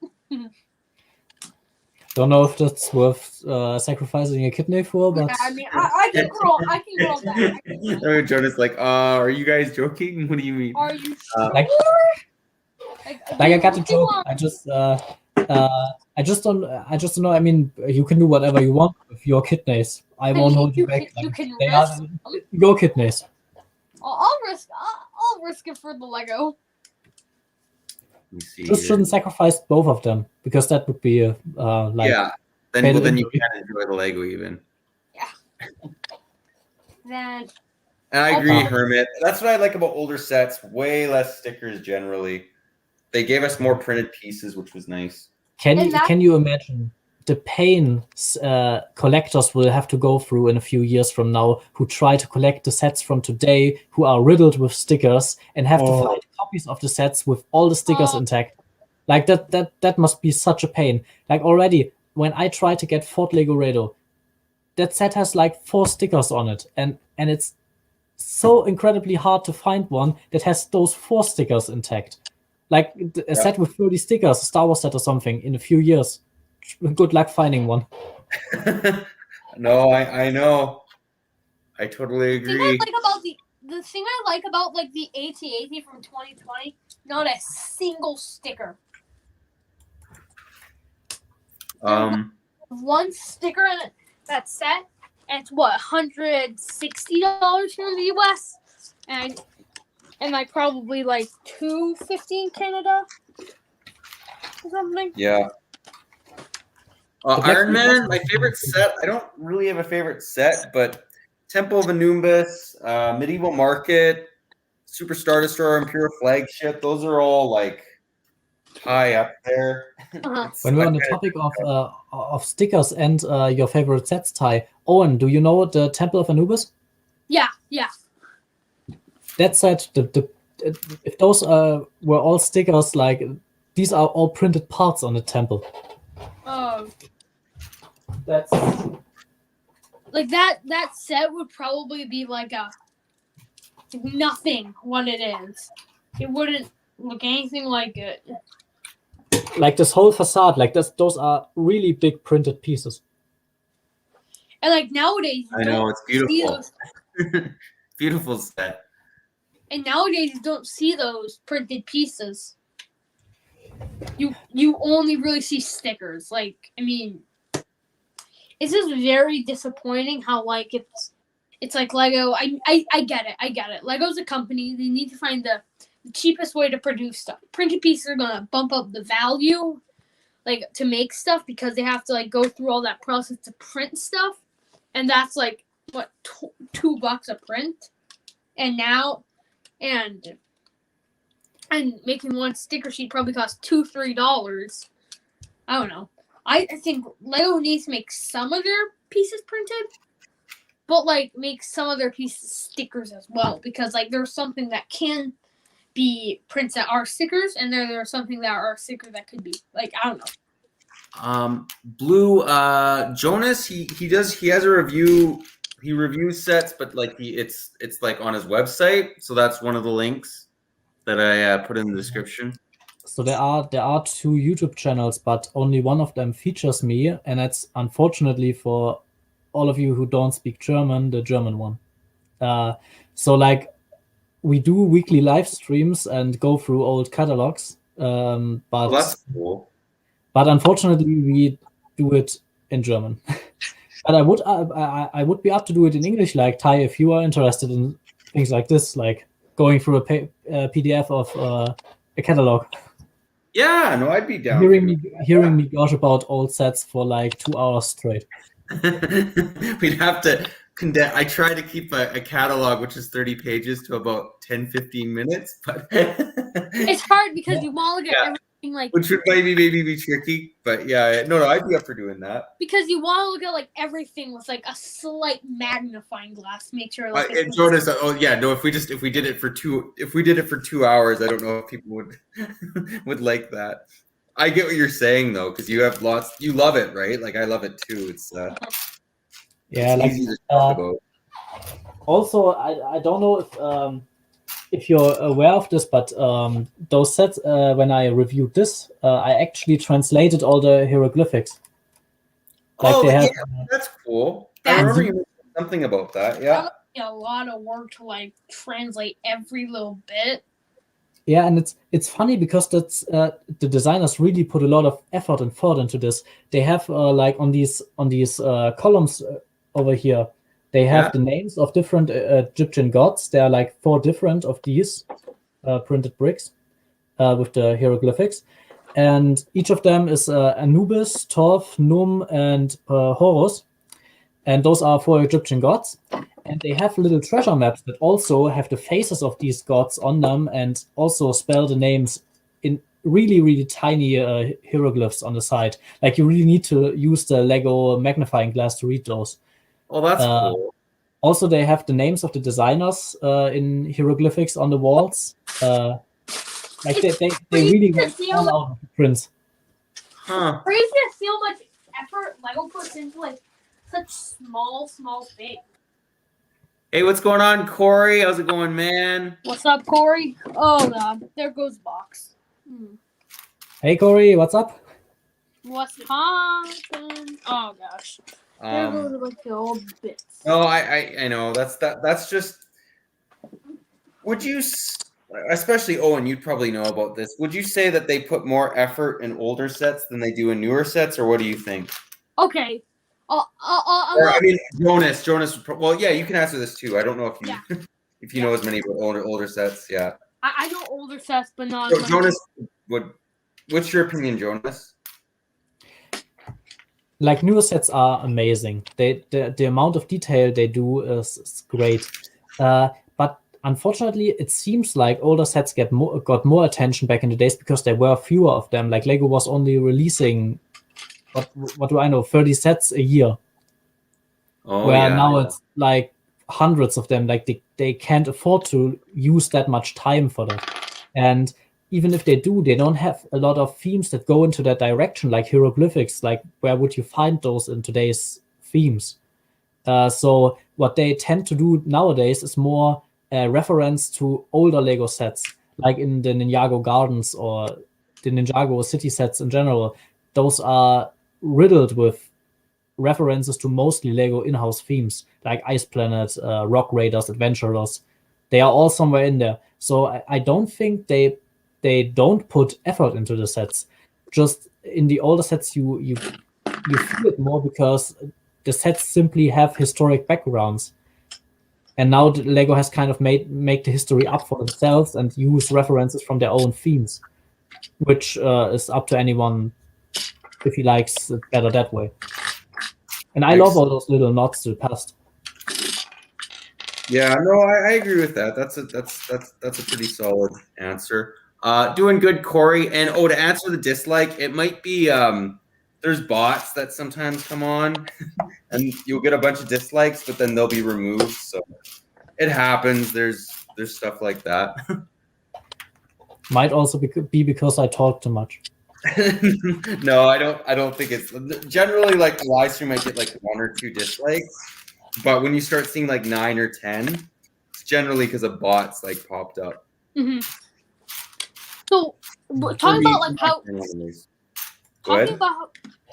talking about how you were saying like do they put more effort into newer sets or older sets? Like Jonas was saying, like they released like what 50 sets maximum back in the day. Like 8 or something like. Oh, and Iron Man, Iron Man wanted you to know that his name is Owen as well. Oh dang, that's crazy. There you go. Coincidence. Yeah. And like Lego, like they didn't release a ton of sets back in the day, and nowadays like you're getting 200 sets in a winter wave. Like you're just, and then like, and they just kind of like they just jumble a bunch of a bunch of pieces together. But like looking around, like they just every set because now they have more designers. Like back then, but they probably still had a bunch, but not as much as today when you got like 17 billion people working for Ninjago. I don't know. I am back and forth. I think they're both pretty even. I don't know. I'm a half and half on that. Like. Yeah, it makes sense. Just making sure your guys' links are working. They should work. I mean, they also put other details in newer sets, like the blacksmith shop you're building right now in the last in the roof, like the room under the roof. I just don't know the English term right now. There is a chest with a backpack and a compass inside. And that's basically a reference to the original designer Clemens Fiedler, who likes to travel in his free time a lot. So they included that as a little nod to him, as well as the sign for the blacksmith shop has some mountains on it. Oh, okay. What's the other set? What was the original set you're talking about? The blacksmith shop you're building right now. Yeah. So like they have some references for the fan designer who likes to travel a lot. Oh, that's cool. The sign that is dangling over the stove is one of them. Like it includes mountains and the like. Oh, that's really cool. And listen, I'm just gonna say this. I can't go a stream without saying make sure you're sub to Owen Fuller. There you go. Let me just make sure this is. Maybe it'll work now. Something about the link to my channel seems to be not working, says Mr. Blue Toys. Like firstly, if you want content from me specifically, this wouldn't be the channel to look for because I'm not featured on the English channel much. I'm only featured on the German one. If you speak German, then then you can watch me and another guy gush about old sets for like I think about 2 hours each week. Yeah, we were having fun like discussing Lego's marketing strategies from back then and nowadays, comparing sets from back then and nowadays. And yeah, a funny trend we noticed with the catalogs is that Lego Duplo stayed the same for almost ages. I'll have to fix the link later, guys. It's not allowing me to save it, to not change the subject.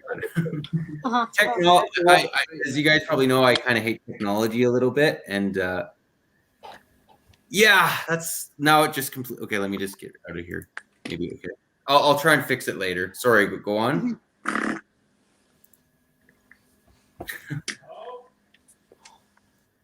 see here. I have a lot of technology to my left. It's like Legos in that direction, and some job stuff is here, like thermal sensors and measuring instruments. Oh, wow. Well, technology is great just when it works. Just sometimes it doesn't work.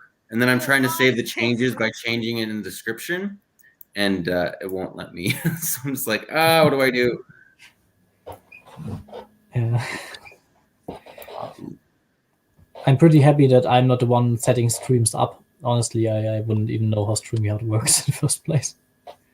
It's pretty easy just when to set it up, but when it doesn't work, it's like awful. Like it didn't notice my mic, so I'm trying to set that, or like I'm trying to change just the description, and it gets upset with you. So it's like that part gets kind of frustrating. Let me see here.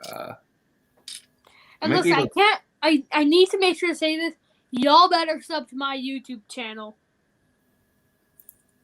Okay. I have to say it. I'm sorry. I haven't made a good advertisement for our channel. Like thinking back, I've always said like, yeah, it's not my channel. Like it's some other guy doing the bits. Like the other guys are amazing, obviously. So it's up to them anyways. Even though I might never show up on the English channel. Oh, I mean that I think that's cool. Let me just make sure this is working. Yeah, like maybe someday. Like I was very happy to get the chance to be here on stream with you guys because I wanted to see if my English could pass. Your English is very good. Mm-hmm. Yeah, like when you said you're worried about your English, I'm like, oh, I wonder. We'll see. I'll find out how well Jonas's English is. But no, your English is great. Mm-hmm. Thanks. Do you hear the typical German accent from me? You have a bit of a German accent, but I don't think that's bad. Yeah, because I can tell you have a German accent. Like when I watch movies and sometimes even when friends of me speak, it's like You hear that pretty clearly when it's like the typical German bad guy in a movie, like they escaped us, kill them. Yeah, that sounds extremely German. Yep. Karl, get the Panzer. Like this is like the typical German bad guy is like so funny. It's like when you're playing video games and you hear that voice, you instantly can tell, yeah, like that's the typical German bad guy. That's true. I played Battlefield for a while, and in the last Battlefield title, they actually had the announcer for the objectives talk with the accent of the nation he's at, and the German one is just plain funny. It's like this guy he sounds so pissed all the time. Like it's soldiers, we have lost objective Dora, take it back immediately. It's like you sometimes you can't stop laughing at that. He's just freaking out the whole game. That's funny. Yeah, it's like yeah, we'll do it. We'll just calm down, chill. That's funny. Yeah, it's fun. It's sometimes. I mean, it's cliche for each nation, but it's sometimes it's kind of fun. Oh yeah, no, believe me, I know about cliches. Like Canadians, like figure it out, what are you talking about? Like that's like extremely Canadian, and like very few Canadians actually talk like that, especially in like Western Canada or like in Ontario. But no, I know what you're saying. Yeah. It's funny though. I think it's funny. I couldn't tell if you were Canadian. So like I know you're Canadian, but I couldn't tell from the voice or accent or anything. Yeah, well, you'll find like Western Americans, like people in Seattle and people that live in British Columbia, Alberta, that area of the world, like Western, I guess you want to call it Western North America, excluding obviously Mexico. The accents are pretty similar, but yeah, which is interesting because we're in different countries, but they're still so close. Like Seattle's only 6 hours south of where I live, so yeah, the accent's kind of similar. What I kind of like to make fun of is that when it comes to German words, like except for the typical film Nazi words that the Americans seem to always remember and know, there are some words that they for some reason know and find kind of funny. Like if you're coming to Germany, Ty, we need to meet up and eat Bratwurst mit Sauerkraut together. Yeah, I'd be down for that. Like cool. It's like a sausage with I don't know the English term for sauerkraut, but sauerkraut is sauerkraut. It is actually. Yeah. That's okay. That's cool. Yeah. Like yeah, that's kind of like the most German thing many people can think of is Bratwurst mit Sauerkraut. No, that's actually there's I think it was pretty like authentic too. Woodfire Bakery, it's in Kelowna, which is close to where I live, and they have I don't think it's open right. Well, maybe takeout's open right now with COVID and everything, but they have like German food. So I mean, you can get like sausage and these big subs and sauerkraut, and yeah, it's they also what's that? Oh, there's a certain German type of stew. Forget what the name is. It's like a soup that, anyways, it's really good. They have like German food there. Yeah, it's kind of funny. Like every nation has those like specific food stuff they are recognized with, like noodles for the Asian room, I'd say. Oh yeah. I think it's kind of funny. I mean, I'm lucky. I live in a like for American. Like if you're American, it's probably just a small town where I live. Like if you're living in New York, like that's it's basically a town where I live. I could even call it a village then, but it's a decently sized town in Germany, or city in Germany. But I live on the outer perimeter of that city, so I have a lot of forests and rivers around me. And I actually liked it because I also like to go hiking and traveling. So yeah, but we also have some smaller little restaurants here that have always those signs of old beer breweries. Like there are some old, like nearly antique German beer breweries. Ohrkrostitzer, for example, is one of them, and it's just like if you're sitting at a restaurant as a German, it's like the most nostalgic thing you can do. Especially if you're a kid of the 90s or early 2000s. Huh, that's cool. You feel so German then. Oh, hey, what's going on, Simon? What was it? What's the population of the city you live in? Oh, I actually don't know, but I can look it up.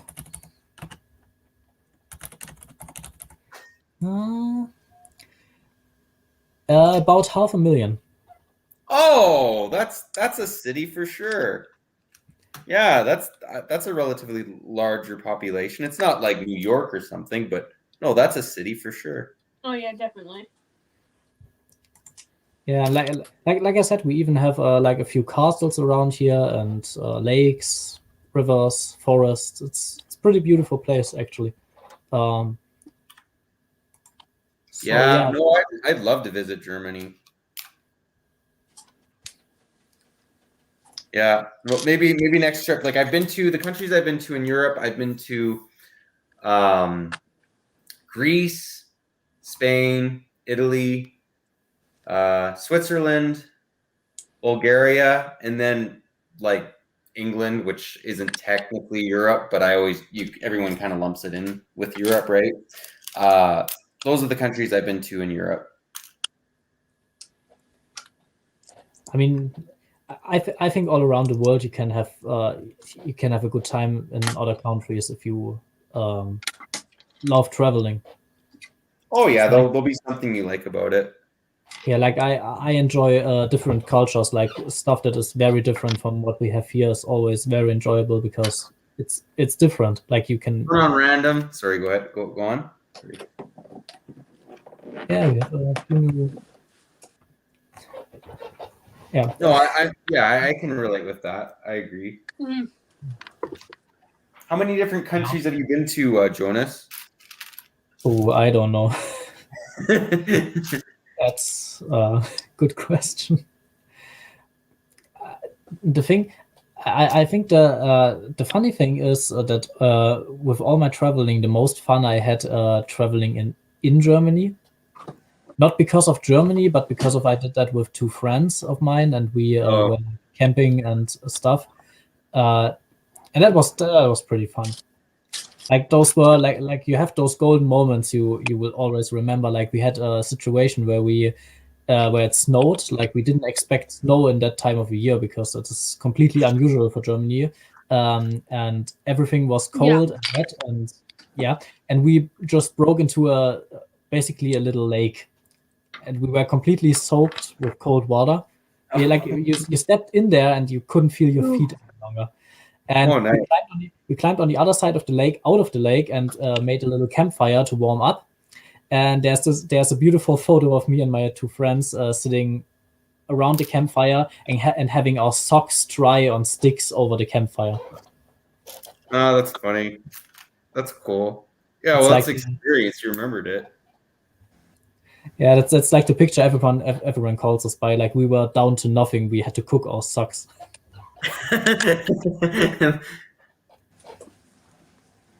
Cool. Dusseldorf. Have you ever been there? Simon's been there. Dusseldorf. I haven't been there, but probably I will because I think Dusseldorf is actually it's actually now I say it with an accent, but it's actually Düsseldorf, and I think that is the town where the website I'm writing for is doing like an like where you can visit and see some amazing mocks people have created. Oh, cool. I don't know the exact English term right now, but I think that is Düsseldorf. And normally we do that every year, but this year, last year, obviously we couldn't do it because of the situation in the world. Yeah. But I think it's Düsseldorf. I'm not sure though. I would have to ask. Oh, that's cool. Oh, sorry.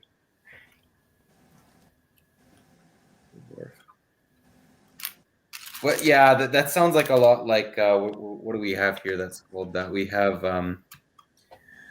we have like brick conventions. It's sort of the same thing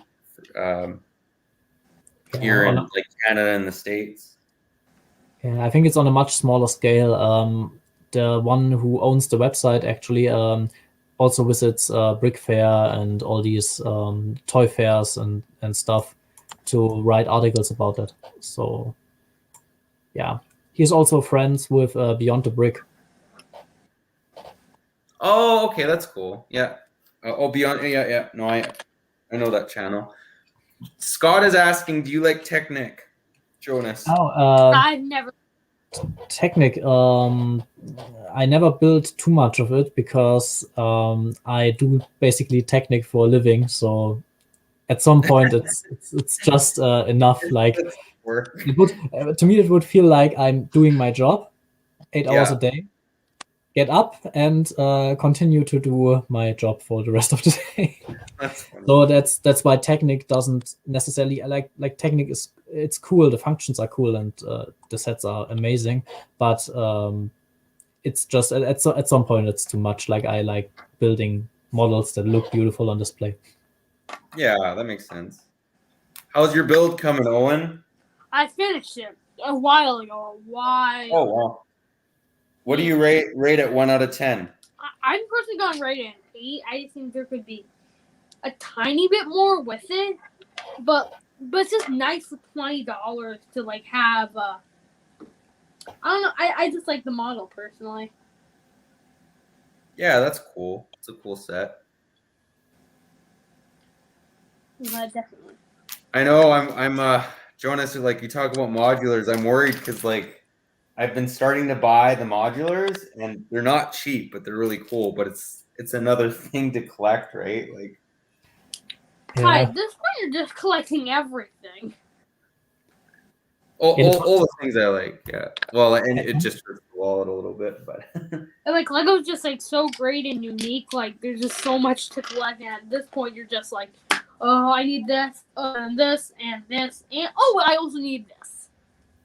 And at some point, you're also gonna run out of storage room in your house.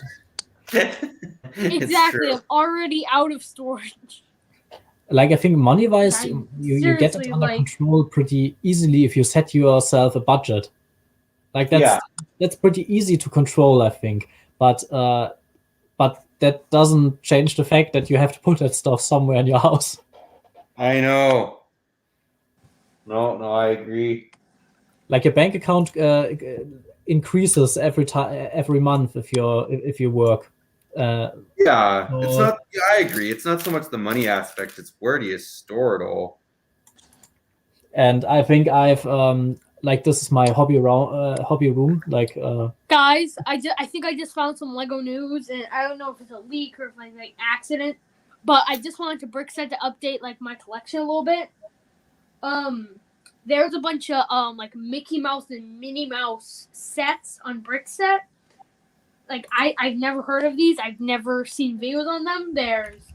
So if you go into Brickset, do 2021, you don't filter it to like have like only images. If you like check out 2021 and you should see it. It's like 10774, all that. It has a bunch of, they're not revealed, but they have some set names, and no one has covered them. They're like Mickey Mouse, like propeller plane, Minnie Mouse ice cream shop, and they seem kind of cool. Like I mean, I might buy the Mickey Mouse propeller plane, but other than that, I won't buy it. Man, I mean, I think it would be a good idea for Lego to expand their Disney theme, especially to in the minifigure range, because they have many sets with mini dolls with the Disney theme, but I think many people want minifigures like those same characters, and they are unhappy that we only get the mini dolls. Yeah. So I think it would be a good idea to expand on that sector. Yeah, definitely. Like have have minifigures. Like you only get we get Disney minifig series every so often we got them, but now we have getting this is gonna be a breath of fresh air for Disney. Oh, and by the way, Ty, what I wanted to show you, actually from the beginning of the stream, I asked you for Ty's Q&A, what your least favorite adventurer set was. You remember that?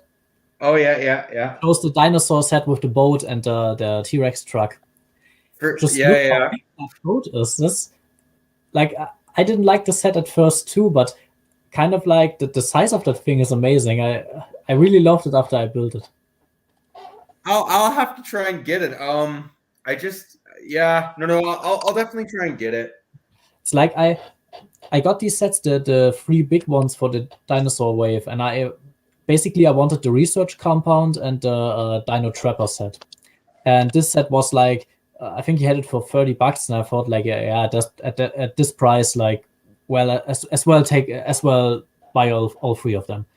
And I didn't necessarily want this set that much, but for $30, I thought it was okay. And when I built it, I actually felt quite sorry how I treated it before that. Like, it is quite a cool set, especially for children. You always got to remember this; those are sets meant to be played with for children. And actually, it was the first set I bought since I'm out of my dark age that I actually sat down and played with. Like on my desk, like sitting there being bored, like moving the figures around, and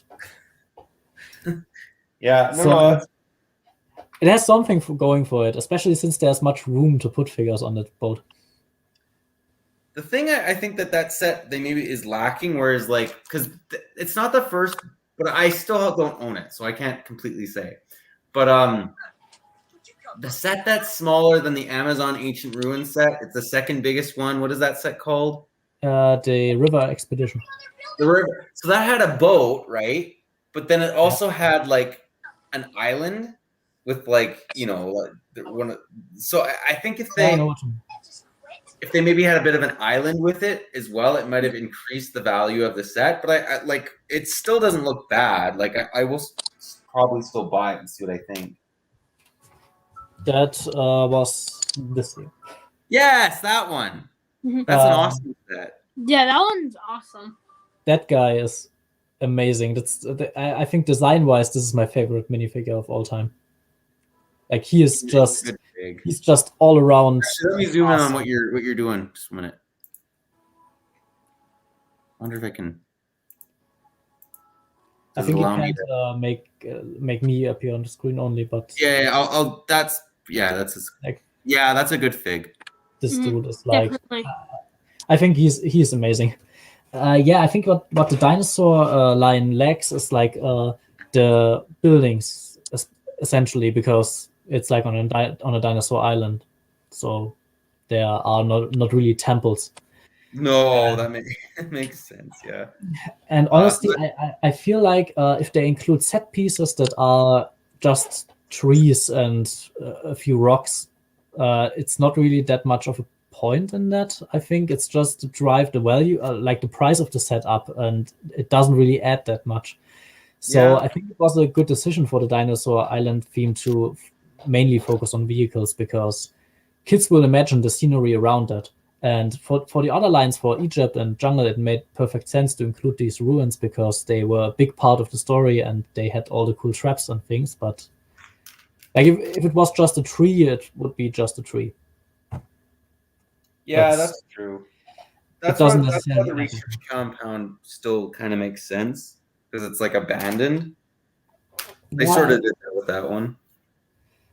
Yeah, I enjoyed the set, even though out of the 3 main sets, like from these 3 waves, it's probably my least favorite because the building techniques from that era are like super, super undetailed. Yeah, well, the thing is too is like I feel like sometimes the builds for and I agree, Brickmaster. King Kahuka is from the Islander theme, but No, it could basically be a cousin of his. King Kahuka is this guy. Yeah. Scott's a big fan of King Kahuka. What was I saying? I find the building techniques are like, what do you for the vehicles? I think that they're on par, maybe a bit better with the Dino one, but the building techniques a lot with I find the Dino Wave, particularly the Dino Research compound or whatever. Its building techniques, I would say, are worse than the Temple of Anubis building techniques, as well as the Amazon ancient ruins. But that's just my opinion. Yes, definitely. I agree with you on that part 100%, because it's just the fact of that era. I mean, that was actually just slightly before they released this beautiful model. Oh, that is in fact Jack Stone set. And if you want, that's a Jack Stone set. What did you expect? It's a Jack Stone set. If you want any tips how to integrate this into your modular city, I can tell you like this, it will look great in between them because it's just so super detailed. It's like, have you ever seen a house made out of Lego bricks that is this detailed? Oh, buddy, so detailed. Just amazing work. I words cannot express. So I actually don't know what they were thinking there. This is just kind of ridiculous because you don't even know what's supposed to be inside or outside. And yeah, like essentially I love the window piece. That's basically the most useless piece ever because it slides into place with these things and you can't use it for anything other than putting it between those 2 black bars. Like that, it has no studs, nothing. You can't use it any other way. That's like perfect Lego stuff. Like, yeah. That's funny. All right, so making fun of Jack Stone, we can cross off our list now. Sorry? We can cross making fun of Jack Stone off our list for today. Yeah, exactly. Check, we've done this.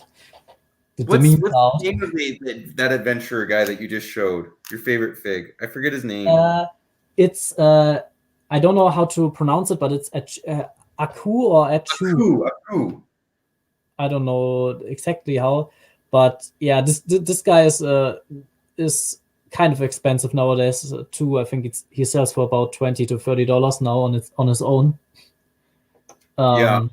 Which you must think that like this guy was included in a $2 set back in the day. Like there was a small set that included him with just a little totem and this figure. If they would re-release this set nowadays, I would get like 20 of them. Oh yeah. It's a great fig though. Like they very detailed and surprisingly such a cheap set. Really, with this line, they really went out of their way with special molds. Like also the sun disc is. Oh yeah, that's actually Lego piece. They just don't do pieces like this anymore. Yeah. Oh, I think we lost Owen. Oh yeah, right. He disappeared. You mean Achu and King Kahuka? Maybe. I mean, I think Achu is more like in the Pacific Ocean, and I mean King Kahuka is more in the Pacific Ocean, and Achu is in the South American rainforest. So I don't know if they have that much to do with another, but I could imagine their ancestors battling it out. Maybe. Yeah, some relation. To say it with Lego's words, like they used to use this phrase on the back of their instructions and boxes, just imagine. Yeah, that's true. The old school Lego. Yeah, I do quite like that as well. Actually, how often, Jonas, do you have a set that you're missing like Lego missed a piece? I think I actually never had that happen. What? Oh, okay. Maybe your quality control is a little bit higher than like the quality is always good, but sometimes a piece is just outright missing. Like, it may pop up, but probably 1 out of 20 sets, I get a missing piece. So the piece I'm missing right now is this one. All right. I'll zoom in. Maybe it's stuck in the paper in the bag. It came in. That's sometimes. It's the bag. Let me check again though. Like sometimes when you open these, they get some pieces get stuck in there. That might be happening. There's the bag. Oh, all right. No, yeah, it happens probably 1 out of 20 sets, I'd say, with me. I'll have the piece in my own collection and I'll grab it. But if I don't, or if it's a little rare, I'll contact Lego and be like, hey, there's a missing piece. And they'll just send you a replacement. Yeah, I can actually recall a time that this has happened to me. Maybe when I was a kid. Maybe. Scott Davis says one is a cannibal and one isn't. The funny thing is, in the Enchanted Island set, they actually had a pot with a yellow stud inside. And I think it's kind of interesting that they chose a yellow stud instead of blue or whatever other color. Just saying. Yeah. but a shoe also has a certain kind of blood thirst, to say the least, because man, this dude hides skeletons everywhere in his buildings. Like he has in his big temple, he has a hanged skeleton that is like a jump scare trap. Yeah, I think it's the most fun part about it set though, like having that skeleton pop down, but when you think about it, it's pretty dark, like a skeleton that is hanged with an iron chain. That's like that's the stuff that Lego has the 18+ line now for. Yeah, they're like, oh, they're starting to get on to us. We have to have another line for this. Yeah, and he decorates a lot with skulls and things, so maybe there's some relation. Or maybe the cannibals eat the people and send the bones to a Jew so he can decorate his stuff. Yeah, exactly. I agree with that. We'll create theories on this. Random. You had 2 sets in 1 week missing pieces. That's crazy. That's funny. So yeah, you never experienced that. That's never really happened. Yeah. But on the other hand, I haven't bought a new set I don't buy newer sets all that much. I buy on eBay or like the local seller, and I think on eBay I never have bought a set that was really complete, even though the title says like it's complete, like every single piece is checked 3 times with Bricklink, and still you know there's at least 1 piece missing. Yeah, well, Bricklink, I ordered a bunch of vintage sets, and I'm kind of a picky Lego person. So for the most part, I won't mention it if there's like bite marks on pieces and stuff, unless they're rare. Like I'll just replace all the pieces on my own. But like I have an order right now there's about 10 or 11 sets on it, and I have another order that I made on Bricklink. Like I'm going to put it through, and it's like $30. So, I mean, I'll just bite the bullet and get those replacement pieces for all those sets, just because if there's bite marks or they're really scuffed up, or like, I don't want that on the, on the final set, right? Like it just kind of bugs me. I don't know. I'm a little OCD. So I'll get the replacement pieces. But like one person I just bought from, she didn't include a set of coins and also one of the translucent dark blue pieces, which are actually quite rare. So I mean, it was like those 2 single parts are like $5-6. So I did contact the seller. I'm like, hey, this set didn't have these pieces, and then so she's gonna send me them. But yeah, no, I get what you're saying when you order Bricklink sets. Yeah, like like I said, I have never bought a set on eBay that was, or Bricklink for that matter, that was complete as it stated. So yeah, but as long like I usually check the pictures for the pieces I know are important for that set. For example, when I bought the ship with the black and white sails and that I showed earlier, it has a printed panel with a skull on the back. Like if that piece is missing, you're looking at like $20. Oh wow. And the blue lanterns on the back are another thing. Like these are $10 each. So there are a few things I see on the pictures. Like I had when I looked the set up, I had a few other offerings for the set that stated complete. And on the first look, I could tell you like the lanterns are missing. Like this piece is missing. Yeah, like, no, it's not. I mean, I get that sometimes the instructions are really hard to read. Like you can miss pieces in those old instructions. This is completely valid. It's completely fine. So, but I mean, if a black 1x2 is missing, I'll just grab into my pile of Lego I have lying around and pull one out and put it in. So it doesn't matter. Yeah, I do the same thing. Yeah. But fun thing is, the local store I have around here has actually they sell used sets, and they give you a guarantee that they are complete. So if they are not complete, you can go back to them and say like, here that piece was missing, and they order that piece and give it to you, or they have it in storage and give it to you. So that's pretty cool, I think. Oh, that's awesome. Oh, of Brickmaster, he mentioned that there's a set. There's 10 skeletons hanging by their arms in the dungeon, and a Fright Night set. Yeah, Fright Nights was another. I mean, they had on the commercial page, they had a big spider web that was dripping blood. So that was a bit daring. But yeah. You see that with Lego themes in general a lot. Like they start pretty tame. Like Lego Castle had the yellow castle. Like all the people were smiling, and there was no fighting taking place in any sort. And then you look at the sets that came later on. Like the first wave was also pretty tame. Like you had a bit of conflict here and there. And when you enter the early 2000s and the late 90s, like there was just blood and spilled organs and everything. Like death was everywhere. So this was like it felt to a kid like worse than both World Wars. I know. Like it's just like they start up slowly. Yeah.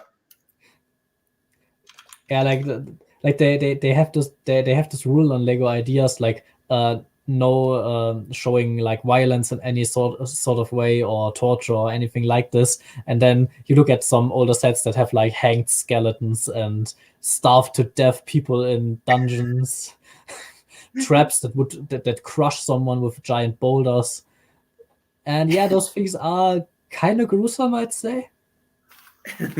Yeah, but we don't endorse violence though, guys. Hey guys, that's Yeah, I mean, it's kind of like the Indiana Jones violence. Like you obviously know there's a lot of violence happening in these movies, but it's usually the kid will let these things happen to guys that kind of deserve them. Yeah, the bad guys. Yeah, I agree. Yeah, the bad guys. Actually, I'll show you guys the progress so far. Oh crap. Yeah, I hope Jonas is okay. Not sure why. Okay. Oh, is that why I made the mistake? And now they are canceling the rescue helicopter.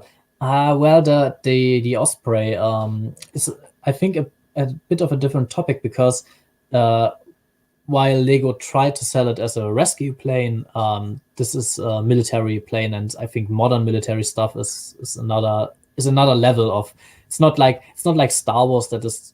Yeah, those are warships. Clearly, yes. Even like the Imperial flagship, like the sailing ships are warships.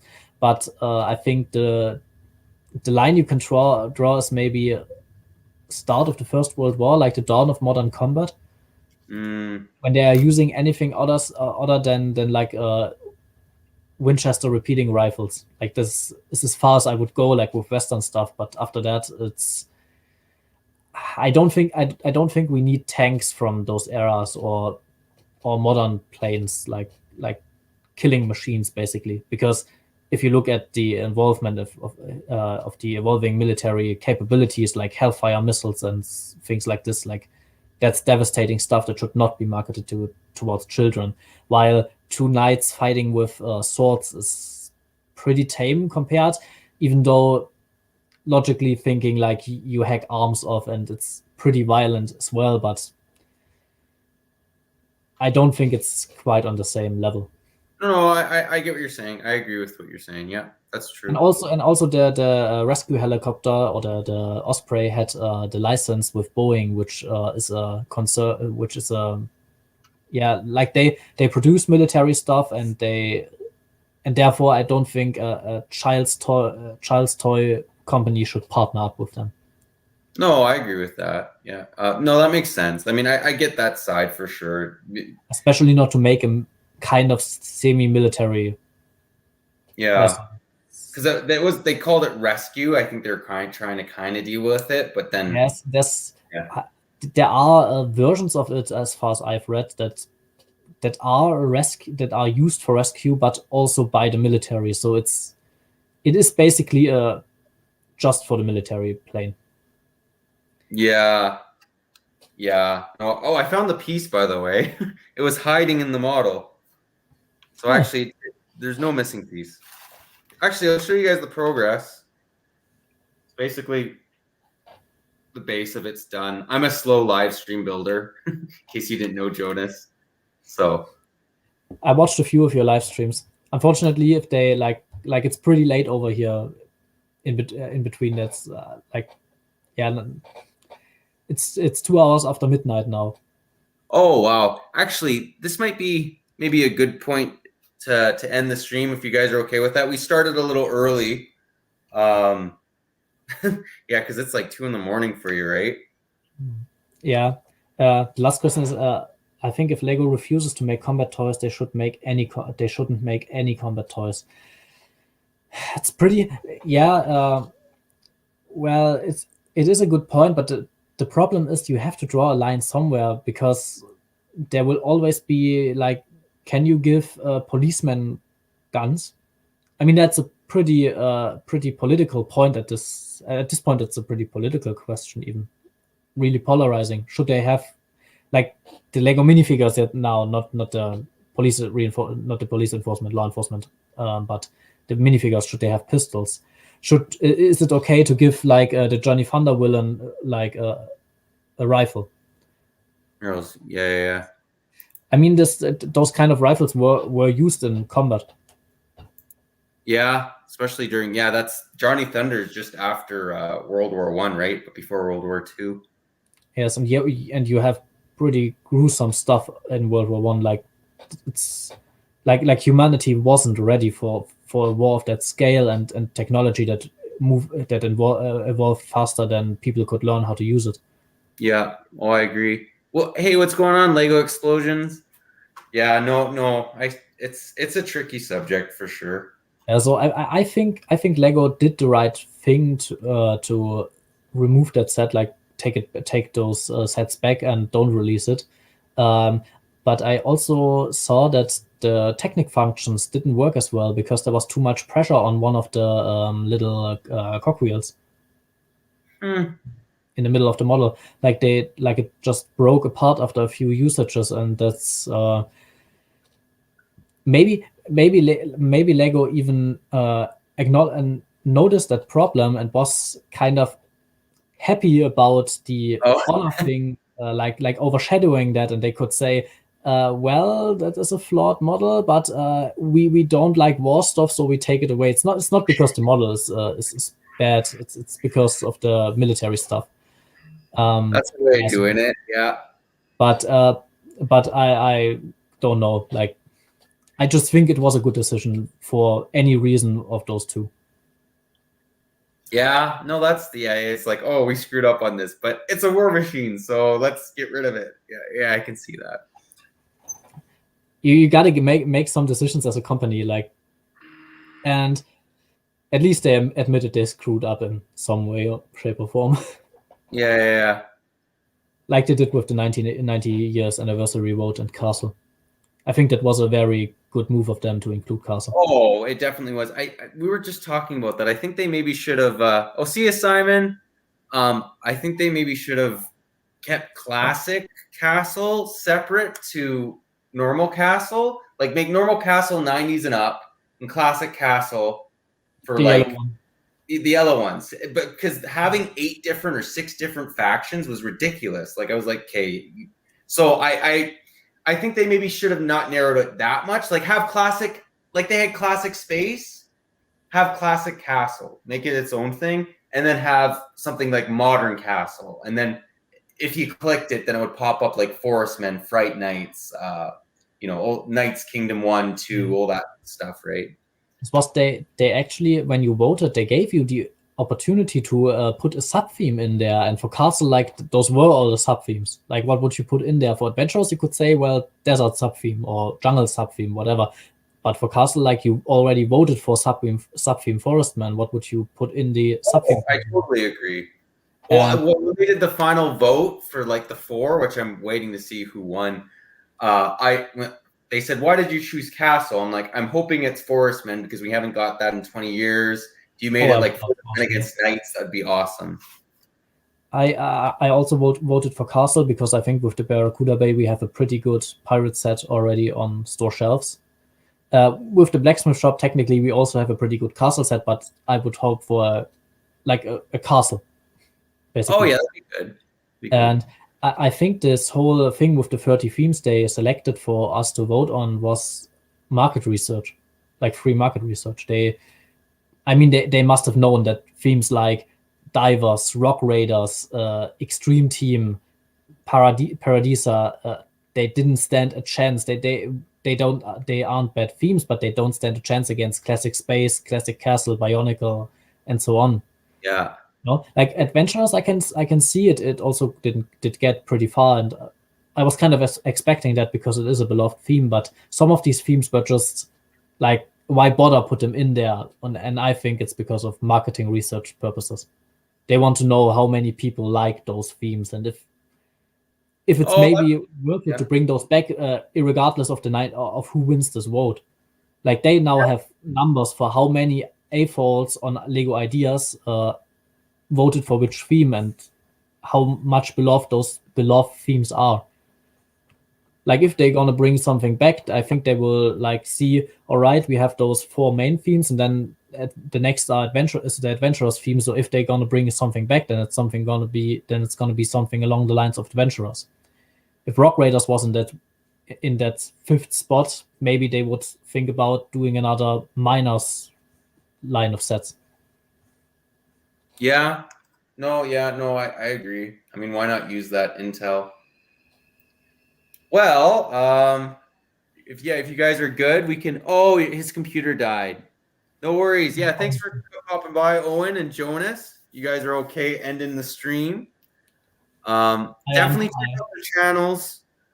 I got to figure out why the link isn't working correctly, but actually, Jonas, can you type in in the chat because what your channel is? Yeah, wait, I must just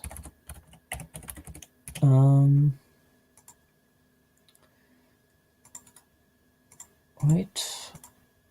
Give me a minute. Yeah, no worries. I don't know why it's not working on StreamYard. Oh, hey, Ty the Lego guy is live. YouTube just told me that now. Well, thank you. Thanks for the most important intel that indeed the live stream I'm taking part in is live. True. Yeah. Like that, I posted the link for the English channel, and this is the one for the German channel. Okay, perfect. Well, yeah. I'll show both of them.